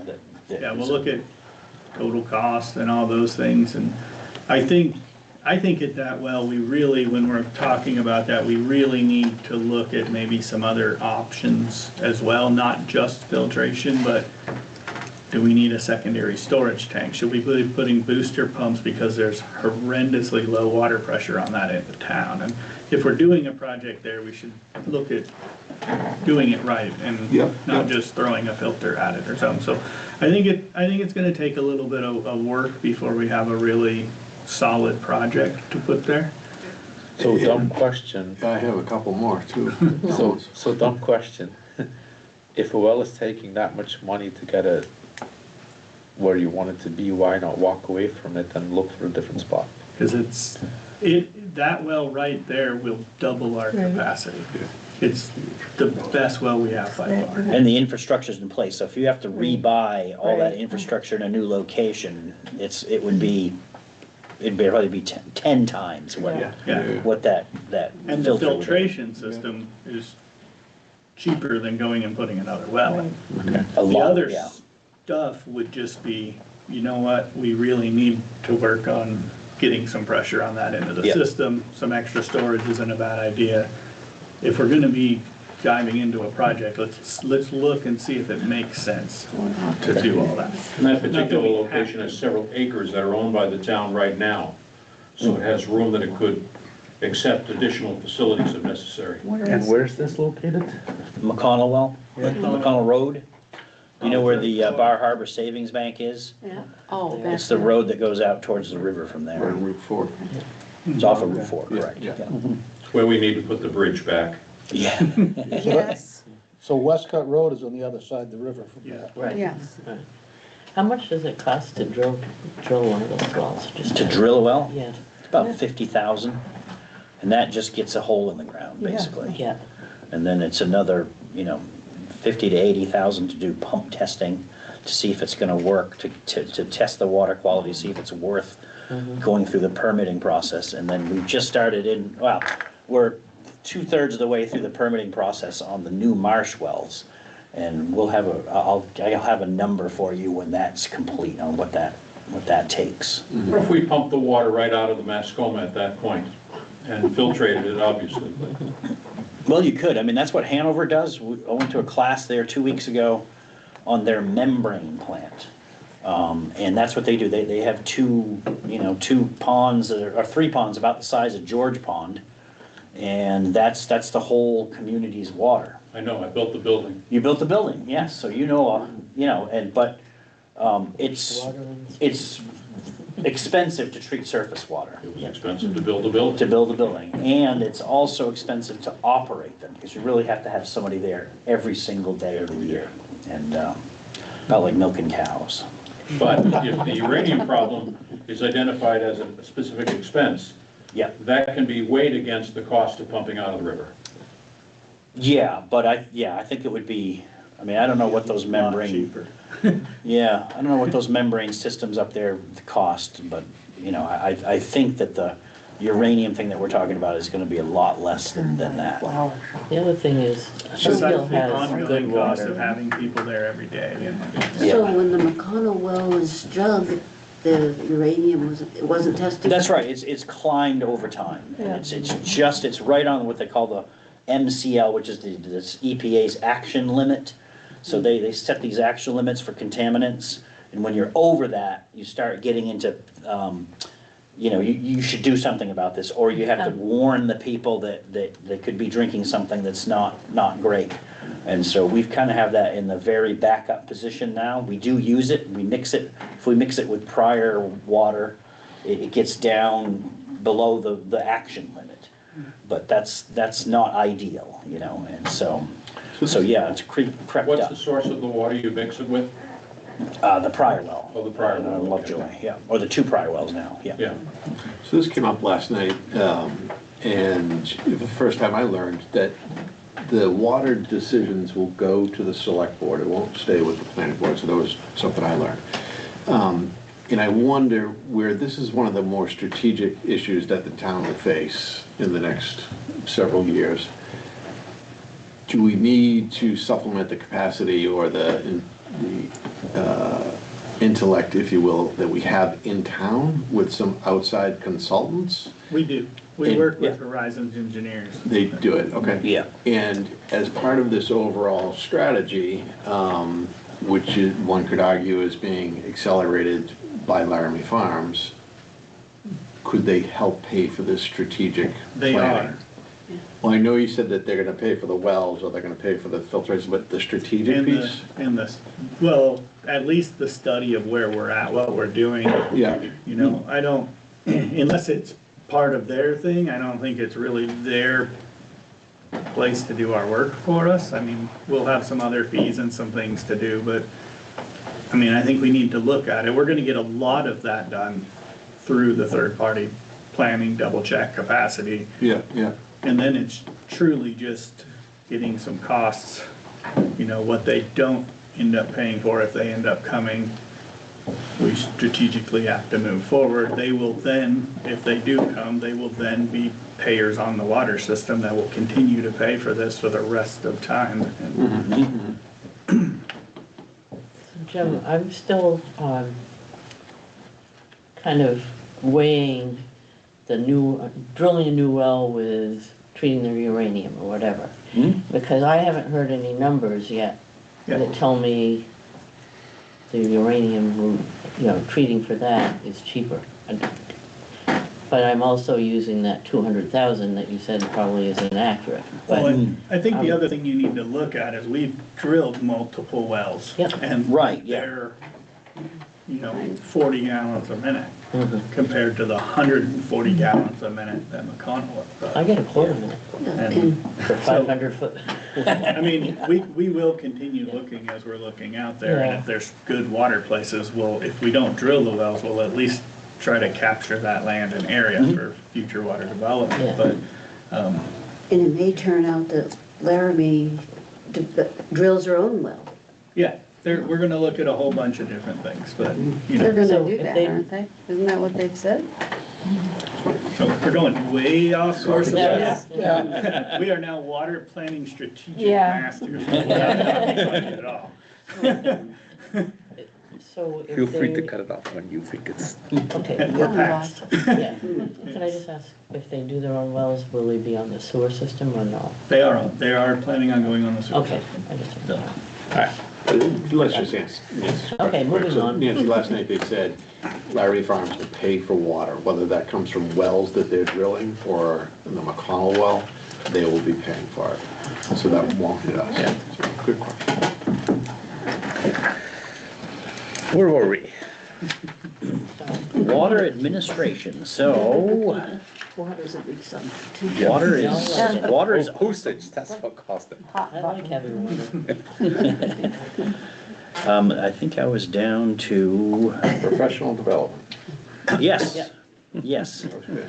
So, yeah, kick that up a little bit just for, this is a non-licensed renewal year, and again, that number that's high, that was the grade 2 operators class. It was, it was 5 separate Tuesdays, he was there all day, and that was a fairly expensive class, but having a grade 2 operator, working for us is great, and Steve has done fantastic with the system in just getting things dialed in and adding value to it, basically. So it was good to have him do that. And we will need a grade operator too if we end up having to do any significant treatment. That's a requirement. I have a grade 1 treatment and collection, and I would probably have to upgrade as well. So And what about Jason? Jason's a grade 1. Okay. Yeah. And would he not go? You to- wouldn't need to, because if there's if there's a 2 in the system, you're all set. The 1s can work under a 2. That's how they typically do it. Yeah, I dropped the current use taxes to Canaan on the Marshwell property. It was, I think, $11 last year, but I just dropped it just in case they go up a little bit. I don't know what their plans are for the year. And then I kicked up the water quality monitoring. It has gotten more expensive. Some of the labs have been bought out by private equity firms, and so it's starting to jack up the prices on some of this stuff. And whenever we have to treat for PFAS, and I think this is a renewal for PFAS, we do it every 3 years. The PFAS tests are extremely expensive, so I thought we'd better have a little bit more in there. Any questions on the admin of water? Does that testing include the McConnell well? Yes, yeah, we do all the sources. They have to be done separately. And then, so number 2 is the water services distribution. That's 4332. Next page. Contracted services, that's for our Neptune reading system. Electrical utilities, I level funded that. Heating gas, I put an amount in there every year. They fill it with propane once every 2 or 3 years, never know exactly when we're gonna need it. So I just level funded that. Building maintenance, this is for the pump house maintenance, is for the water systems, level funded that. Equipment rental, we haven't used anything this year. That's typically if we can't get our pumps to work, if we're working on a water break, we'll have to go, rent a pump or a jackhammer or something like that. Didn't have to do that this year, but we frequently do. Basic supplies, level funded. Water treatment, we dropped that down a little bit. just because we haven't been using it that much. We don't treat at any of our wells currently, so usually it's only if it's an emergency. There's 2 or 3 years ago, we're under a boil order and we had to chlorinate, so, but chlorine's not super expensive, so I'm happy at that level. Gasoline, that's to run the water and sewer truck. Grounds and easement maintenance, we gotta figure out a way to transfer some from this to highway. We used to rent machines and we would split up the rental costs, but now that we have our own machine, Robert spent about a week working on water and sewer easements and mowing around pump stations, and you probably noticed on 4A between the boat launch and the pump station that we have out there, that got all mowed. And so got to figure out how we can kind of, I guess, settle that up somehow. Balance it, Vehicle repairs and maintenance, we bumped that up a little bit. The truck that we're running is getting older. New and replacement equipment. This is level funded with the exception of we have one piece of equipment. We now have about 98% of our services now have radios, and so we're going to transition from the belt reader to a truck reader, and we tested this the other day. They let us test it, and we had all the meters read in 15 minutes of driving around town. Really? And it was awesome. It was really good.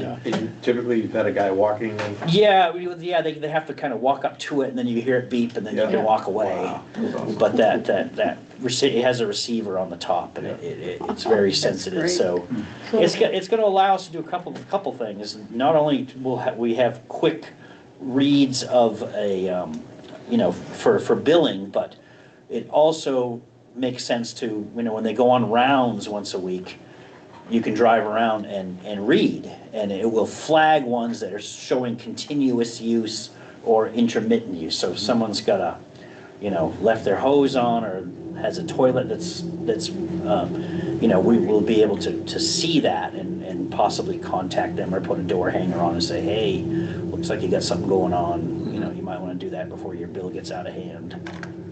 And this radio system has revolutionized my life when it comes to dealing with, water inquiries on high usage. Because in the old days, they'd say, hey, you gave me a big, terrible bill. What's going on? I said, how do I know?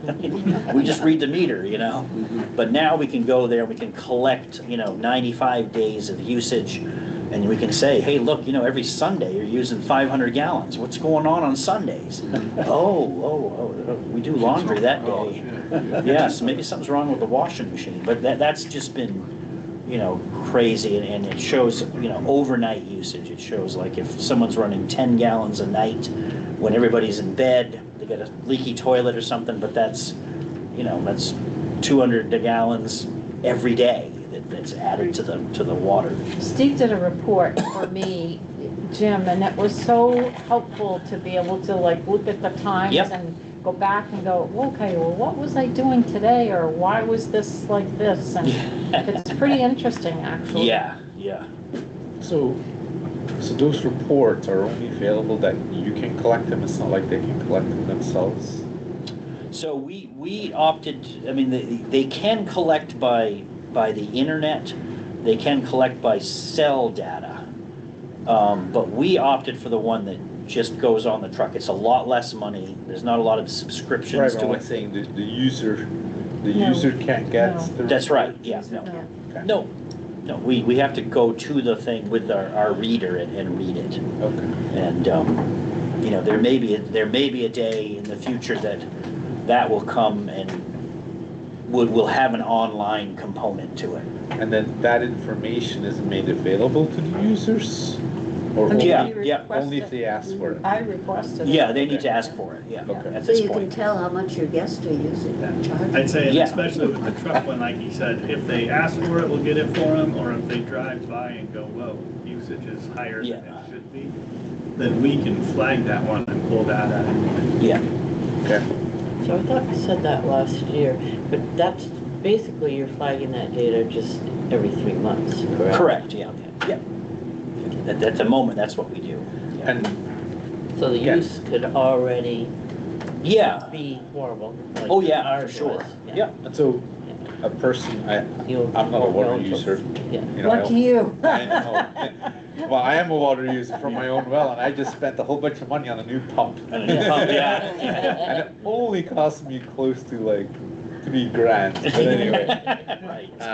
So I pay too. Can the water meters be manual by people? Like, can you at your own house go look every week saying, Yeah. hey? Yes, yeah, so there's a meter in the basement, and on that meter, it's like a number. It's a dial like the old Yep. school, speedometers on a car, and they have dials, and you can read that. See if you're using water right now. So if you think you're not using any water, you go down and you see it moving. Yeah, it Then has you a know you got a leak. Yeah. yeah. the second hand, if you will, on that Yeah. is a little red, Yeah. and if you see that moving and you're pretty sure everything's off, you know that water's going somewhere, and it's sneaking away from you. How much water is Optimistic using? Last quarter, I think they used about 18,000 gallons, so about 2 houses worth. So not a ton. How much do the car washes use? So it depends on the season. This time of year, one's at 100,000, one's at like 60,000. But the Jake's Car Wash, first quarter of the year when everybody's washing salt off their car, they used 430,000 gallons in a quarter. And that's the highest of anything ever. That beat the old laundromat. So Jim, isn't one of those car washes is recycled water and one is not? So they both do a little bit of recycling. Oh, okay. Yeah, and it's, I think they recycle the rinse water to pre-wash the cars. I think both of them do that. I think they use recycled for the underwash. Underwash at the beginning, that's right. Yeah. Makes sense.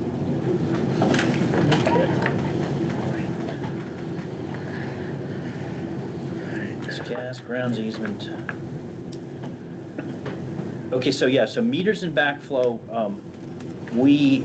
as we're getting to the end of this project, the draw on that is dropping. And so we are at 10,500 actual, and so I put in 11,000 for this coming year. And I expect that will continue to decline over the years. And we do collect in the bill, we collect a fee every quarter. It's a small amount, and that over the course of 15 years will pay for a new meter and radio. So distribution and maintenance, we kicked that up 5,000 just due to the increasing costs and the usage that we've been doing.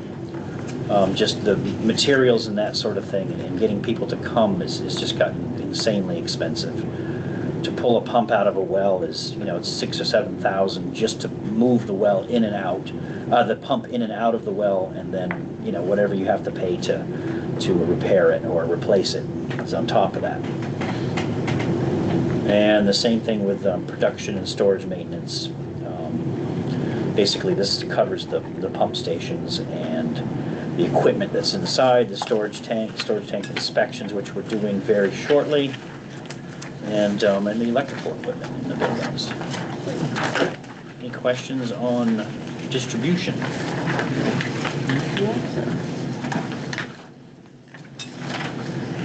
And so next I have the principal expense on the recently closed water system loan. Is that right? Yeah, so the principal on that is 58,000. We'll be making some adjustments to our water rates to help pay for that. We have been for the last 2 or 3 years. We've kicked it up in anticipation of that happening. And then the interest, same thing. Improvements, capital reserve, we typically put 25,000 in capital reserve every year. Those get transferred usually in early December? Actually, yes, mid-December, we have it on the list of Yeah. requests from the trustees of trust funds. And so right now, our capital reserve is around 100% of our annual operating budget. And so, you know, some of that can be used for future capital expenses, or we could stop doing it. I don't know, we need to kind of talk about. I think on the capital side, we keep doing it. I think we need to watch fund balance closely because we're right at the point, maybe just slightly over where the auditors say our fund balance should be. So it's something we'll take into account if we're looking at rates. But I think continuing to put into capital, we're doing a lot of capital projects right now. So yes. Using some of that money to fund those or maybe offset the cost of a future water project like we just talked about. Right. Yep. All right, so I'm on to 03, which is the sewer budget. That's 4153. Starts with legal expense, top of the page is 77. And again, this is one where we actually have some actual expenditure when we were working with the state regarding a loan and a warrant article issue. We had gotten a town attorney opinion on that, and so it's good to have a few dollars in there to accomplish that. Same thing on 034155 as the water. Basically, this is the percentage of the benefits of the staff, the split between water and sewer. And those increases are all sort of handled through a separate thing. And so the next one is... So Ed, all of these health insurances right now for the request for 26, they're all going to change. That's where I was going. Yeah. And you don't know at this time, it depends how many people opt out, whether they go. It really does. I'm expecting them to be very similar. I mean, some people might opt out. Some people could opt back in. I'm not really hearing that. I don't know if Jim's hearing much of that. Okay. But like I said, we estimated a 10% increase in this number. Yeah. So if everything stays the same, that should drop down really close to that 5.8%. Thank you. Yep. So again, the sewer, it's the salary and wages. Again, this is just, it's the other half of the one that we just talked about a few minutes ago. We have the portion, you see it's 40% for the water and sewer operators, and similar distribution for Ed and me on our percentage of this enterprise fund. Overtime level funded, telephone and communications level funded. We kicked up the telemetry and SCADA a little bit. We had to do a repair to one of our receiving manholes that has a telemetry in it so it doesn't get inundated. And so that was done, it's being done actually next week. We actually did some work in-house, and I see that we need to add that in. Highway helped us with that. We got to get that on there. And we're going to be lining that manhole and putting a new system into that one. DigSafe, same as before. Internet, same as before. Mileage, level funded. Office supplies, postage, training, uniforms, they're all pretty much level funded. We came down a little bit on the health and safety on the sewer side because we just haven't been using it. Professional developments, level funded as well. So running over to sewer collection and disposal is 4326, page 80 on the top.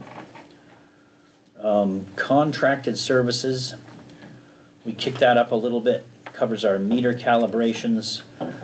We do a sampling service that's part of our intermunicipal agreement with Lebanon. We have to test for several things on the wastewater that we send to the Lebanon plant. Generator services at the various pump houses are included in that. It's a little high that I had Chantel pull the report on that, and it looks like we have a Horizon project bill that may have ended up there instead of in the project that it comes from. So I'm gonna have to just look into that and maybe get that swapped over. So So Jim, Is that the reason for the 15K? Yeah, that bill was 10,000 of that, so. So Jim, compared to previous years' actuals and 25 budget, we're jumping up significantly. What's driving that? And I see the notes, but I'm not understanding. Yeah, so, some of the stuff we haven't been very good about getting them consistently into, one contracted. We have contracted services on admin and contracted services on the collection side. And so we've been kind of willy-nillying it back and forth, and I think we're offloading some of the contracted services to the building, and so that's gonna help that.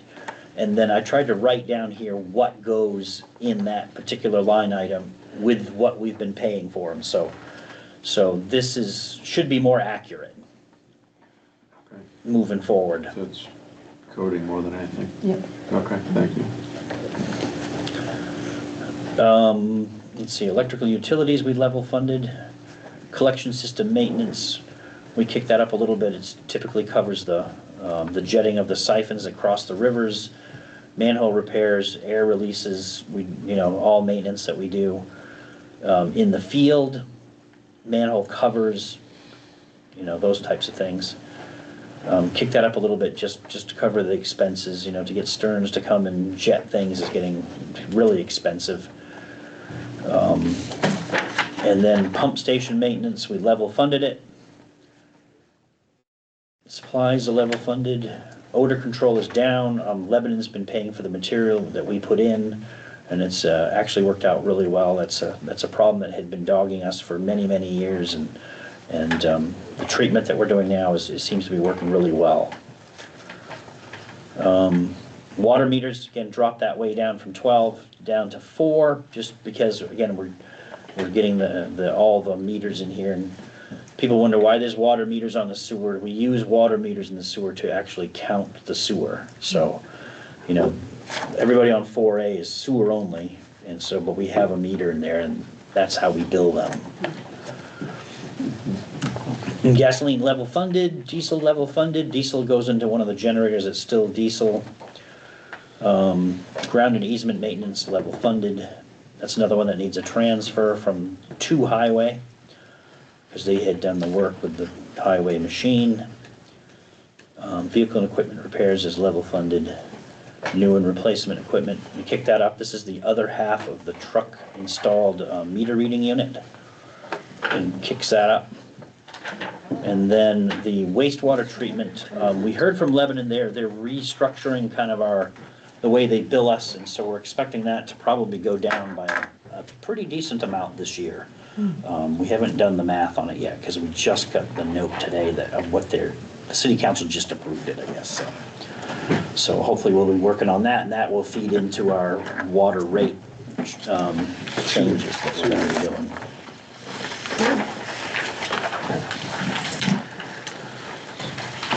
Yeah, our I&I project helped that too. Yeah. With the drought this year in the I&I, we're sending much less. Much less material, yeah. Over, which will lower that treatment cost. Compounded on that, Lebanon's lowering the rates of how they charge us, so. Principal expense, that's for the expected new loans. Interest saving. Loan fees. I'm sorry, what expected new loans? Is that? So we're putting a loan on the next town meeting for upgrading the Shaker Bridge pump station. It's in need of some repairs and upgrades. Yeah. And so that is the one that we got the legal opinion on. And we'd been approved for 1.9 million at a town meeting. Yeah. And the project that we did, we were able to do with 100% ARPA money. So we haven't used any of that money. But unfortunately, we didn't make the warrant article vague enough to cover the next phase. So this year will be on. That was the legal fee. That was the legal fee, yeah, to try to get us out, to figure out how to do that. But anyway, so we'll have a warrant article that will be much less than 1.9 million that will be hopefully approved in the spring to get to the next step. Okay. So all the design has been done and paid. Yeah. So this is anticipating that getting approved? Yeah, exactly. Yep, So I would actually want to look at these numbers again, yeah, because this was on the assumption that we had the SRF loan to pay back. that's right, So we yeah. probably. Probably won't if we see have that a till new loan, we 2027. probably won't see it in 26. Yeah, So that's we may be right. able to reduce it for 26 and then just add it back in 27. So, hold on. So I want to So- look at that. So we got a loan, We didn't take the loan, we approved for the loan. SRF, you get the loan, and then when you draw money, it starts to tick up. okay, So we got never did approved that. for the loan, we put in, we got it, we got some ARPA money to go along with it.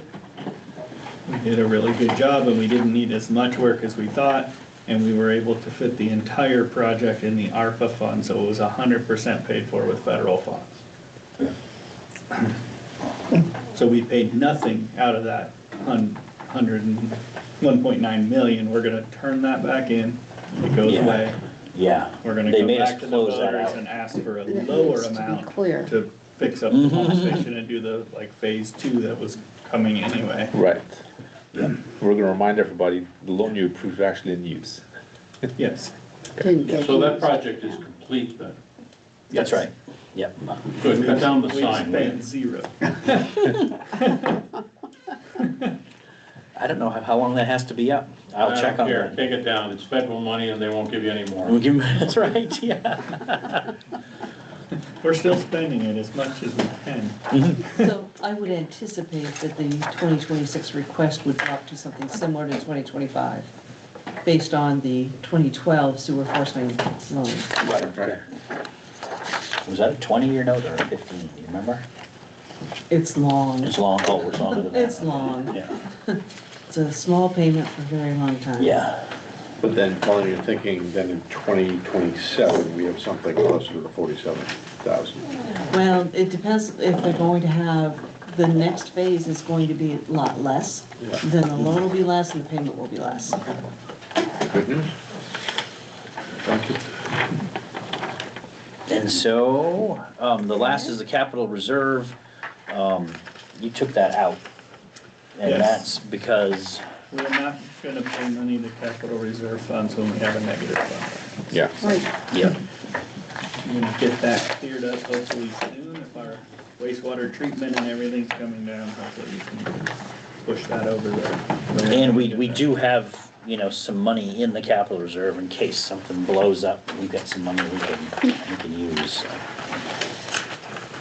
But you're right, it doesn't make any sense to put more in. No. When I'm in debt at home, I don't keep plowing money into savings. Yeah, when your checking account is negative, you don't put money in your savings account. Yeah. really? What happened to pay yourself first? Yeah. Just thinking that, but they always tell you. You're gonna do it. It's like, it's not really reality. Always, always. Well, thank you, guys. If you have Thank any you, questions, Jim. I'm happy to answer them, and if you think it's something else, give me a call. Thank you, Jim, that was Yeah, a nice great. report. Very good, Jim, thank you. Thank you. The long one. Yeah, That's the long one, I know, yeah. yeah, right. And don't forget the sign. The sign. Except for updates, you're done. Potato Road sign, I gotta write that down, because I will Hopefully those are forget. good news, right? We're trying, yeah. Anything we. Tracy wants the federal sign down at Shaker Bridge. Yeah, go burn that somewhere. Yeah. And we're hoping it's going down. Take it to Bog Road, reopen it. All right, good. So I've got a nice little list here to go, good to work on tomorrow. Thank you. All right, thanks, everybody. Thank Yeah. you. Bring the tax rate up again. Good night. Hi, Jim. Next time. So, I learned from the last report, that we pay the school every month. But the county and the state, are we paying those every month, or is that once a year? Vader County What? every year. Every, like, once a year? Yeah. Like December boom, 17th, it's due. December 17th. Monday. And the county? That is That is the county. Oh, that is Sorry, the That is the county. county, not The the state. State? And then, This- how does I'm the not state sure how the work? state gets their money. They We take don't it. pay them, that's why they need more. No. They just take it. How, Just yeah, how does the taking state it work? easy. there's a state, like on your property tax bill, there's a small Right. percentage for Yes. state education, Yeah. right? I That's think, the you know clerk what, sends it. actually, no, now I take it back. I went over this with Chris Allen. It's part of the payment we make to the school. School, It goes directly to them. Got it. Okay. Oh, yeah, it's Yeah. school. that makes sense. Yeah, yeah. Perfect. Yes. Okay. That makes sense. A dumb moment. It's like, I don't do it, Pete, I don't know. Isn't New Hampshire's big thing, we have no taxes? Yeah, right. But we can fee everything up. The New Hampshire way. Yeah. Hidden tax. Mel Thompson, axe the tax. I like the ones that we just did. We lower state taxes because we're good, and then we double the fees Yeah. on municipalities, so they take it in property taxes. Yes. Right, It's exactly right. We're the bad guys. shifting it down to us. Yeah. Absolutely right. So high level on the finance report, if you're ready for that, it's not much different than last month. Overall position and expenditures are tracking under budget, revenues are tracking over budget a little bit. Things are good, like I said, if you actually look at the revenue sheet, that's what the second line's for. It says 68%, but we know that there's a few payments coming soon. If we add those into there, we're 89% collected. We budgeted 400,000 for meals and rooms last year. We got I think it was 444, don't quote me on the number, but it was about 40,000 more than what we budgeted for, and then our highway block grant was about 18,000 higher than we budgeted for. So I did adjust those, if you guys looked at that this year, up a little bit. We survived the legislative session a little better than I thought we would have. And that's a 2-year budget, so we should be good for a couple years on that, the way that they ended the legislative session. So I think we'll be okay there going in through next year. I still budgeted a little conservatively, but I did bump them up. So I like having that little bit of buffer in our revenue side of things. It helps. We added, as you guys see, that's what Dimitri was pointing out, we added the monthly school payment and the annual. And we probably should add that on there, that it's an annual payment. For Grafton County, just so it triggers in your mind when you're looking at total cash. As you see, general operating and sweep is at 1.487. It's almost tax time. Cash flow's getting a little tighter. We're watching that really closely. Tax bills are digitally out tomorrow. I think the PDFs will be online, and we're expecting bills to hit the mailboxes about December 1st. So we'll have those. Usually once they start hitting online, we start getting payments, and then by December 1st, we should start getting. Yeah, so I got the bill in my email. Yeah, me too. Yeah. But does the actual, I got like, hey, here's your bill, this is the amount you owe. But then when you log in, you can often see, here's the breakdown and here's the rates. That's tomorrow. That's not there. Okay, that comes tomorrow. The PDFs will be uploaded to the website tomorrow. Got it. And you'll be able to look at those. Got it. Okay. Then they'll be mailed off. Because I need the numbers. Mailing company. I Just need those. pay it. Just pay it. Yeah. I need those numbers for the Double or PowerPoint nothing. presentation. Yeah, I paid it. But you had said we're posting the tax bills to be due January They're due January 15, 14, 15, yeah. 14th, 15th. Maybe I wrote down pay it on the 4th. It's due on the 5th, yeah. I'm gonna pay it this year. How about you pay it quick? I'm gonna pay it, I'll pay it but before the end of the year so that the money appears in the 2024 Right. year. May it before December 17th. So we can pay the county.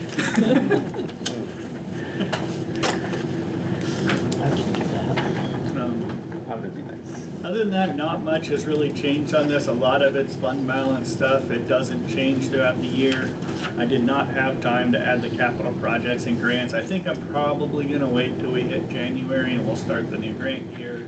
We'll put the updates that are going into the new town report for capital projects, those types of things, instead of putting it on now and taking it off a month and putting it back. So as we get those new ones, we'll put those on, but should be getting one of these monthly as we go through.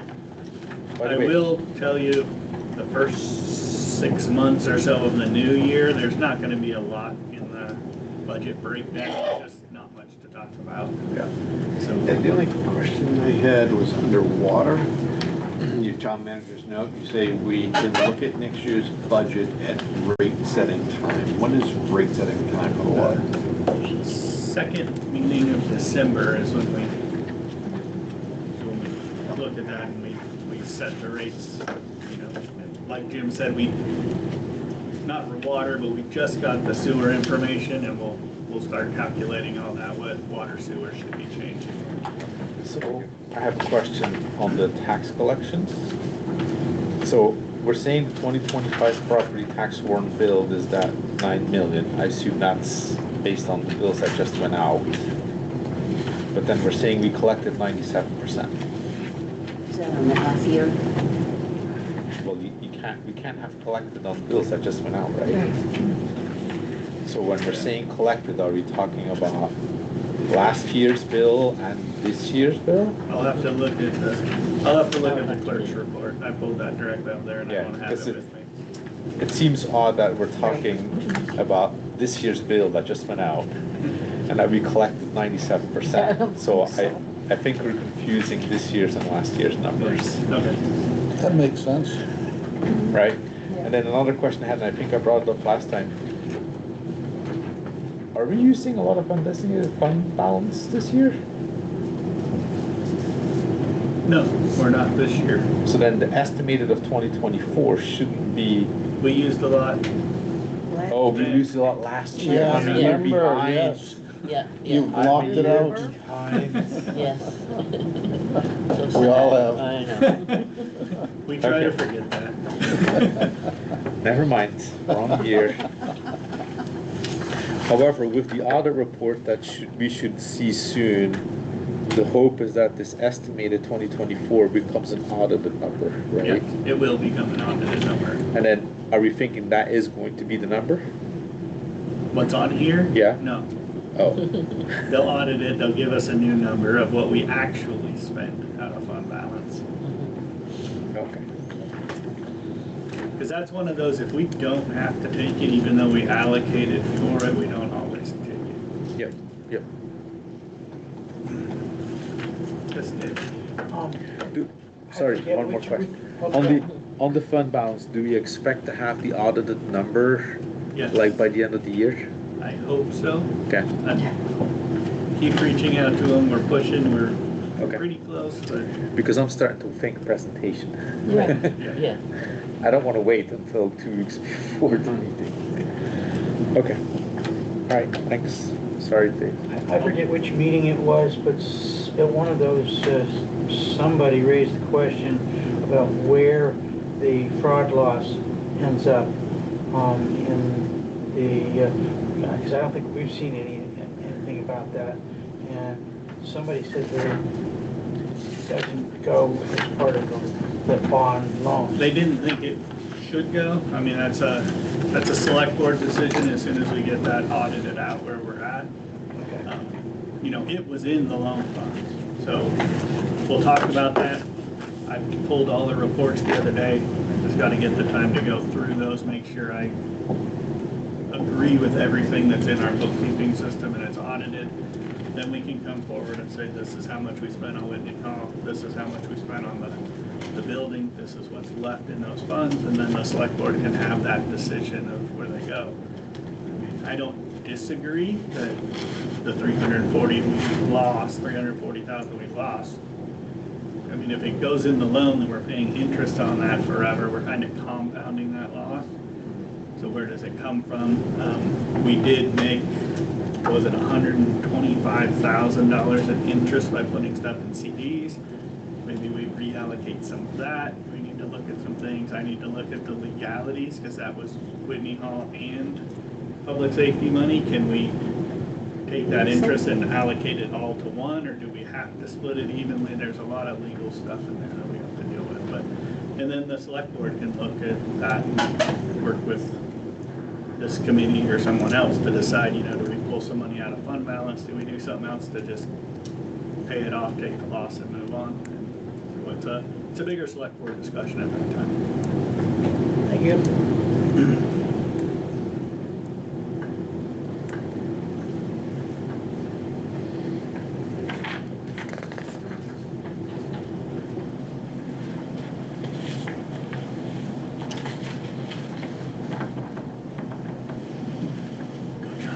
about a motion to adjourn?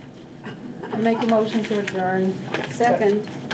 All right, meeting adjourned. When you write this, do you go to the old one and then doctor it up? I don't know if you noticed. Okay. So